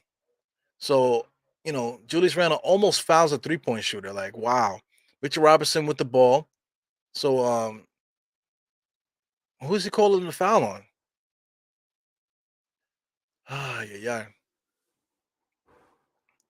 So somebody calls a timeout. I believe it's a timeout on the Knicks. Oh man, I am deflated right now. So Fournier did foul out. Okay, he did foul out. He played good though. 24 minutes. He played good defense today. Fournier did his thing. So Fournier, he might have been needed right at this moment because we need somebody else to be able to score. I like what Cam is doing out there. Cam is not really filling up the stat sheet really, but he's playing good defense. He's a nice balance to have on the floor besides what Julius is doing and what RJ is doing. Man, Brunson is really keeping us in this game. Even though I'm getting on RJ Barrett, man, I do got 20 points. 9 for 21 from the field, 0 for 5 for 3. 4 turnovers, man. He's had a hard RJ Barrett has had a horrible game, but he still got 20 points. It's crazy. So people are only gonna go to that. They're only gonna say, but he got 20 points. RJ Barrett is probably like the only person in the NBA that can play 37 minutes, score 20 points, and have a bad game. Julius Randle's the other guy. But I mean, Julius Randle got 15 points tonight, 6 rebounds, not really playing a good game, man. I'm trying to say, Obi Toppin has 9 points, 5 rebounds, 2 assists. But in a game like this, Obi Toppin is not going to be effective. And I agree with Tom Thibodeau by not putting Obi in the game because Obi in a game like this is not suited for this game. He's not suited for a game like this. Right now, the Knicks are up 130 to 129, 42 seconds left. Oh my God. Shout out to the score on the screen, which is wrong. Shout out to the score on my screen, which is wrong. But I'm looking at Bleacher Report right now, and it's 130 to 129. So we're gonna walk it down. We got Jalen Brunson dribbling top of the key, being guarded by Dennis Smith Jr. Got a pick by RJ. He ignores him. He's waiting for the pick by Julius. So Brunson being guarded by 2 people now, 3 people. Here we go, Scrappy Doo. Fade away, knocks it down, calls his own number. Man, this guy is incredible. 27 points right now. Oh boy, Knicks are up 130 to 127. We are under a minute. Dennis Smith Jr. standing right in front of Jalen. Jalen gives him space. Here goes Kelly Oubre. Kelly Oubre is going to shoot it. Spoiler alert. Yep, he shoots it. Spoiler alert, but he makes it. Kelly Oubre is going to shoot it every single time he touches it, man. Jalen Brunson got the ball. Get it across the timeline. Jesus. He is really close to that line. Here we go. Knicks calling a play here. 10 seconds left. Oh, man. Play to nowhere. Now Julius Randle's stuck. He got to go one-on-one. 4 seconds left. Drives left. And he finishes it with a nice strong layup with the left hand. 132 to 129. Charlotte calls a timeout. Goodness gracious. Oh, my God. Goodness gracious. This game is way harder than it needs to be. Whew. So what happened just now? So here goes Julius Randle there. Stutter step. Nice little crossover inside. And yeah, he chops him right in the throat. So, I mean, there's no reason for that. Punch. There's no real. Why did him chopping him in the throat like that? It could have been an offensive foul. And then it would be way different. it would be an offensive foul, and then we wouldn't be talking about 132 to 129. We'll be talking about Julius Randle getting a bad foul, and then probably Charlotte coming down and scoring off the fast break because of that. Unbelievable. Thank you everybody for tuning in, watching me, suffering me with me through this overtime. Oh man, quite a few people popped up in here to watch me hang out here. But this is crazy, man. Julius Randle. Julius Randle is I mean, he is erratic. I can't like he just reminds me of like the only person I could think of is Xavier McDaniel. When the game is on the line, Xavier McDaniel could blow the game based off of his anger and unnecessary antics out there for no reason. He's still talking. He's looking for the referees to bail him out, but he's out there throwing elbows, throwing tantrums and stuff like that, throwing the game away. Like Xavier McDaniel's the only guy that I can think about that did that back in the days. Consistently, could throw away a game just based off his anger. This is crazy, man. Julius Randle is nuts. Yeah, we absolutely need an alternative to Julius Randle, man, in times when he's going crazy like this. Kelly Oubre never seen a shot he didn't like, man. That boy's shooting it every time he get it. Lord have mercy. Kelly Oubre. You want to talk about one of the worst players in the NBA? Kelly Oubre is trash, man. He is trash. He is like the freaking Joker. So he just gets it and launches it up there. Now it's the Knicks ball. No, I believe Julius Randle's out of bounds on Julius. So it's going to be Charlotte's ball, 12 seconds in the game, 12.9 seconds. It should be Charlotte's ball, right? After this timeout. Wow. Kelly Oubre is crazy. He just caught that shit and just launched it. Yeah, so Julius Randle almost kills himself trying to save the ball there. So it's definitely Charlotte's ball. Unbelievable. Jalen Brunson got 40 minutes tonight. Julius Randle 40 minutes tonight. You got RJ Barrett 38 minutes tonight. There's no reason for that. But that tells you right there how much the Knicks how much Obi Toppin is trusted, and and there's no other alternative. Yeah. So physically, RJ has to be out there just for the muscle. So there's nobody else out there that can help muscle wise on the inside. Obi Toppin's not that guy. He's not a muscle guy. He's a finesse guy. So if you got Cam Reddish who's playing a good team basketball, you need him out there because he's the balance to the yin and yang with Julius Randle out there. It's crazy. So here we go. 12.9 seconds left in this game. Knicks are up by 3. So spoiler alert, I think Charlotte is about to score. So I'm at 12.9 seconds in this game. Looks like Charlotte's going to score.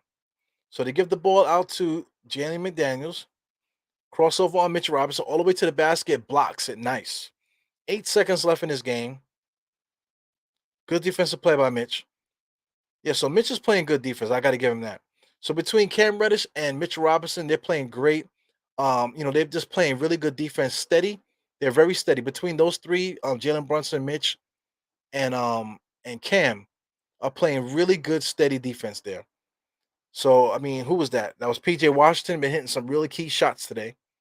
So he pulls up for 3. That should have been a 3, but he had 1 foot inside the line. So that's definitely a 2 there. So if he hit a 3, the game would be tied. So right now we're 132 to 131 with 5 seconds left on the clock. So that was the perfect shot there. So he wasn't aware where he was. He just got the shot up. And the Knicks are up by 1, and they have the ball. So at this moment, the Knicks don't got to do nothing. At this moment, the Knicks don't have to do anything. We don't have to run a play. We don't have to score. You know what I'm saying? We have to protect the ball. I would assume that Charlotte is going to try to foul right away because Charlotte is in the bonus. So Charlotte is probably going to foul right away.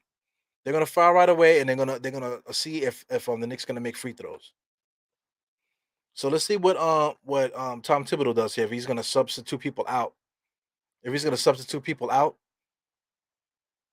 want to see the replay because PJ Washington is complaining. I want to see the replay. They didn't even really show the replay. So they're showing it now. So his foot is toting the line. Wow. That could have been a 3-pointer. So, hey, we in MSG, so fuck it. We in MSG. See, here we go. 5.5 seconds left on the clock. So if I'm Charlotte, I'm trying to foul. If I'm Charlotte, I'm trying to foul. I don't know if the game is over yet. I'm ignoring you guys. So I mean, there's too much time here. Come on, man. Let it go. Let it go. So they can't review it. So that is a 3. I think it's a 3 too. So are they going to review it? So I think the referees are going to review it. What's going on, guys? Are they reviewing it? I think the referees are going to review it, right? I think they should. Because that looks like a 3-point shot. I can't front.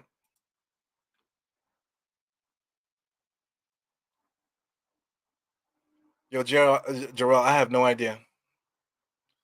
He almost hurt himself there. So I guess the referees are reviewing it, huh? What's Trish talking about here? Before this game, the Knicks were second defensive rating. Their D was not good, except minutes. They slipped big and needed to fix that before Milwaukee. Listen, man, Knicks have a lot of problems, man, that we got to fix. Besides that, you know, the Knicks are good, but I mean, we'll see how good the Bucks are, because we always give teams the benefit of the doubt just based off their name. Just like guys we're talking about Memphis, you know, we put too much emphasis on these teams and give them respect just based off their name. You know what I'm saying? So what did I do to the mic, y'all? Sorry about that. So we'll see. You know, if you're as good as you say you are, then you gotta prove it. So I mean that looks like it's on the line. So I don't know if the referees reviewed it just now. But all I know is this is the longest 5 seconds in the history of basketball. So some time comes off the clock here. Whew, man. This is too much. 5.5 seconds left. This is the longest fucking 5 seconds in the history of the game. So here we go. The Knicks are bringing it in here. So like I said, if I'm Charlotte, I'm fouling right away. I'm not allowing them to dribble. I'm fouling right away. Matter of fact, I think I would foul right now. Can't they foul right now? So here we go. Ball's in. I mean, I will foul right now. Just foul. Foul. What took so long? All right, so good play there by Charlotte. Charlotte causes a foul. Kelly Oubre is wild for the night. That motherfucker. You shake his hand, man. You better put some hand sanitizer on that bitch. That motherfucker look crazy as hell, man. You look crazy, dude. You like he's still peeing in bed.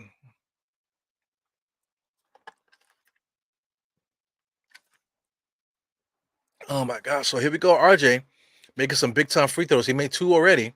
So he knocks down 1. So the Knicks are up 133 to 131. It's an eternity on the clock, man. 3 seconds and 3.8 seconds on the clock. So I don't know if they have a timeout. Do they have a timeout? So they get the ball in bounds. I don't think they have a timeout. Dennis Smith Jr. brings the ball up the court. So good foul. Did the Knicks foul? Yeah, I think that's good. Knicks had a foul to give, so they get the foul on Dennis Smith Jr. Stop the ball. I'm not sure if that was good there. That might be good for Charlotte as well, because Charlotte definitely doesn't want any time to come off the clock. 2.8 seconds is like an eternity in the NBA. So I already saw the score. The Knicks won 134 to 131. So I'm excited about that. We could clap that. We could clap that up. Wrong button. Okay. Wrong button. There you go, man. So the Knicks won the game 134 to 131. But I want to see how this plays out. 2.8 seconds. So they give Dennis Smith Jr. the foul. Knicks are not in the bonus. Oh, but they give him a shot on the floor there. I thought the Knicks weren't in the bonus. So go Dennis Smith Jr. He misses the first shot. Motherfucker, come on, man. You're in the NBA.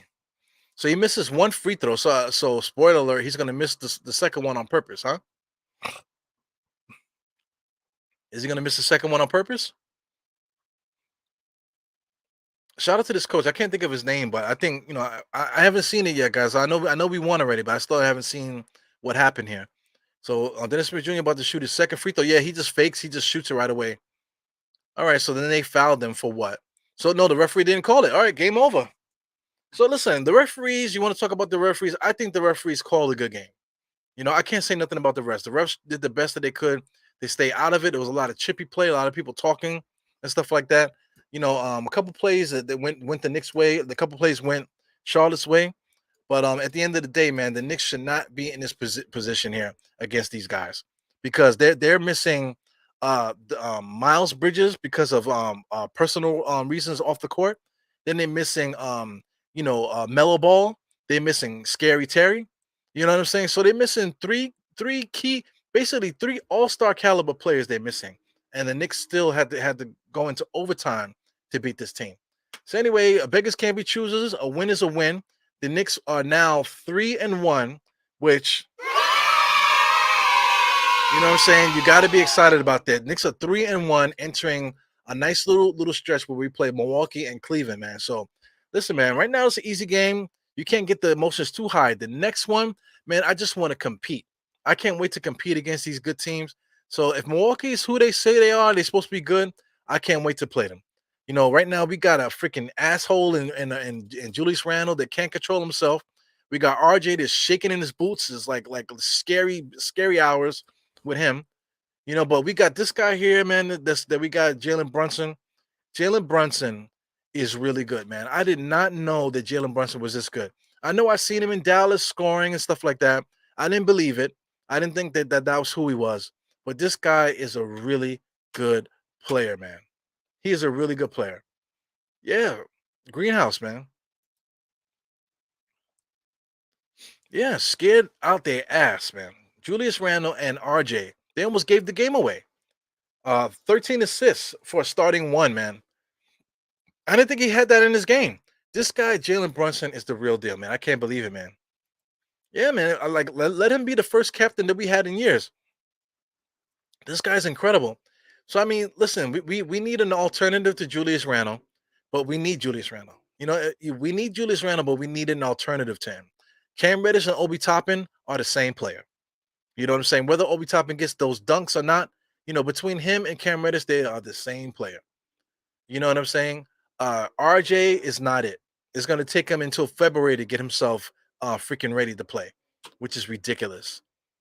So we need to figure something out with that. Those are the problems of the team. Toughness coming off the bench, an alternative to Julius Randle when he starts going crazy, and the freaking RJ. Something needs to happen with RJ. But anyway, I'm so happy too. I don't want to go crazy. I'm so happy too. And like I said, we're 3-1. You can't really complain too much about that, man. But I'm out of here. I'm gonna go get me something to eat. Excuse me, not to eat. I'm gonna go see my wife, see what's going on with her, hang out with her for the rest of the night. What was I gonna do tonight? I was gonna do something tonight. I was thinking about it, but we'll see, man. I know it's 10:37. It's getting late, man. I don't know if I'm gonna do what I think I was gonna do. I'm gonna have to hold off to that, man. But anyway, I don't want to throw too much out there, man, because I mean, I'd be giving ammunition to people that follow the podcast just so they can get ideas, for their podcast.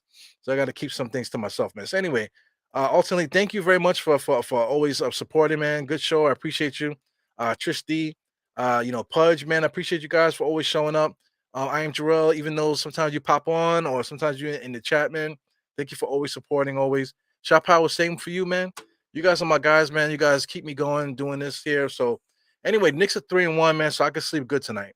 I wish we were 4-0 though. I wish we were 4-0. But like I said, beggars can't be choosers.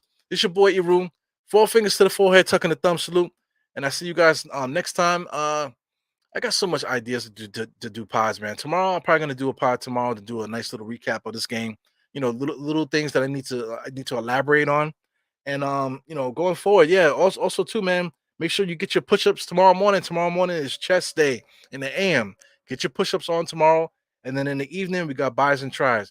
Please look out for the shorts. I'll be posting some shorts tomorrow. Based off some of the things that I'll be doing, pertaining to Die Hard Knicks training camp. So please look out for those videos and things of that nature, man. So anyway, get out there, go to your favorite channel.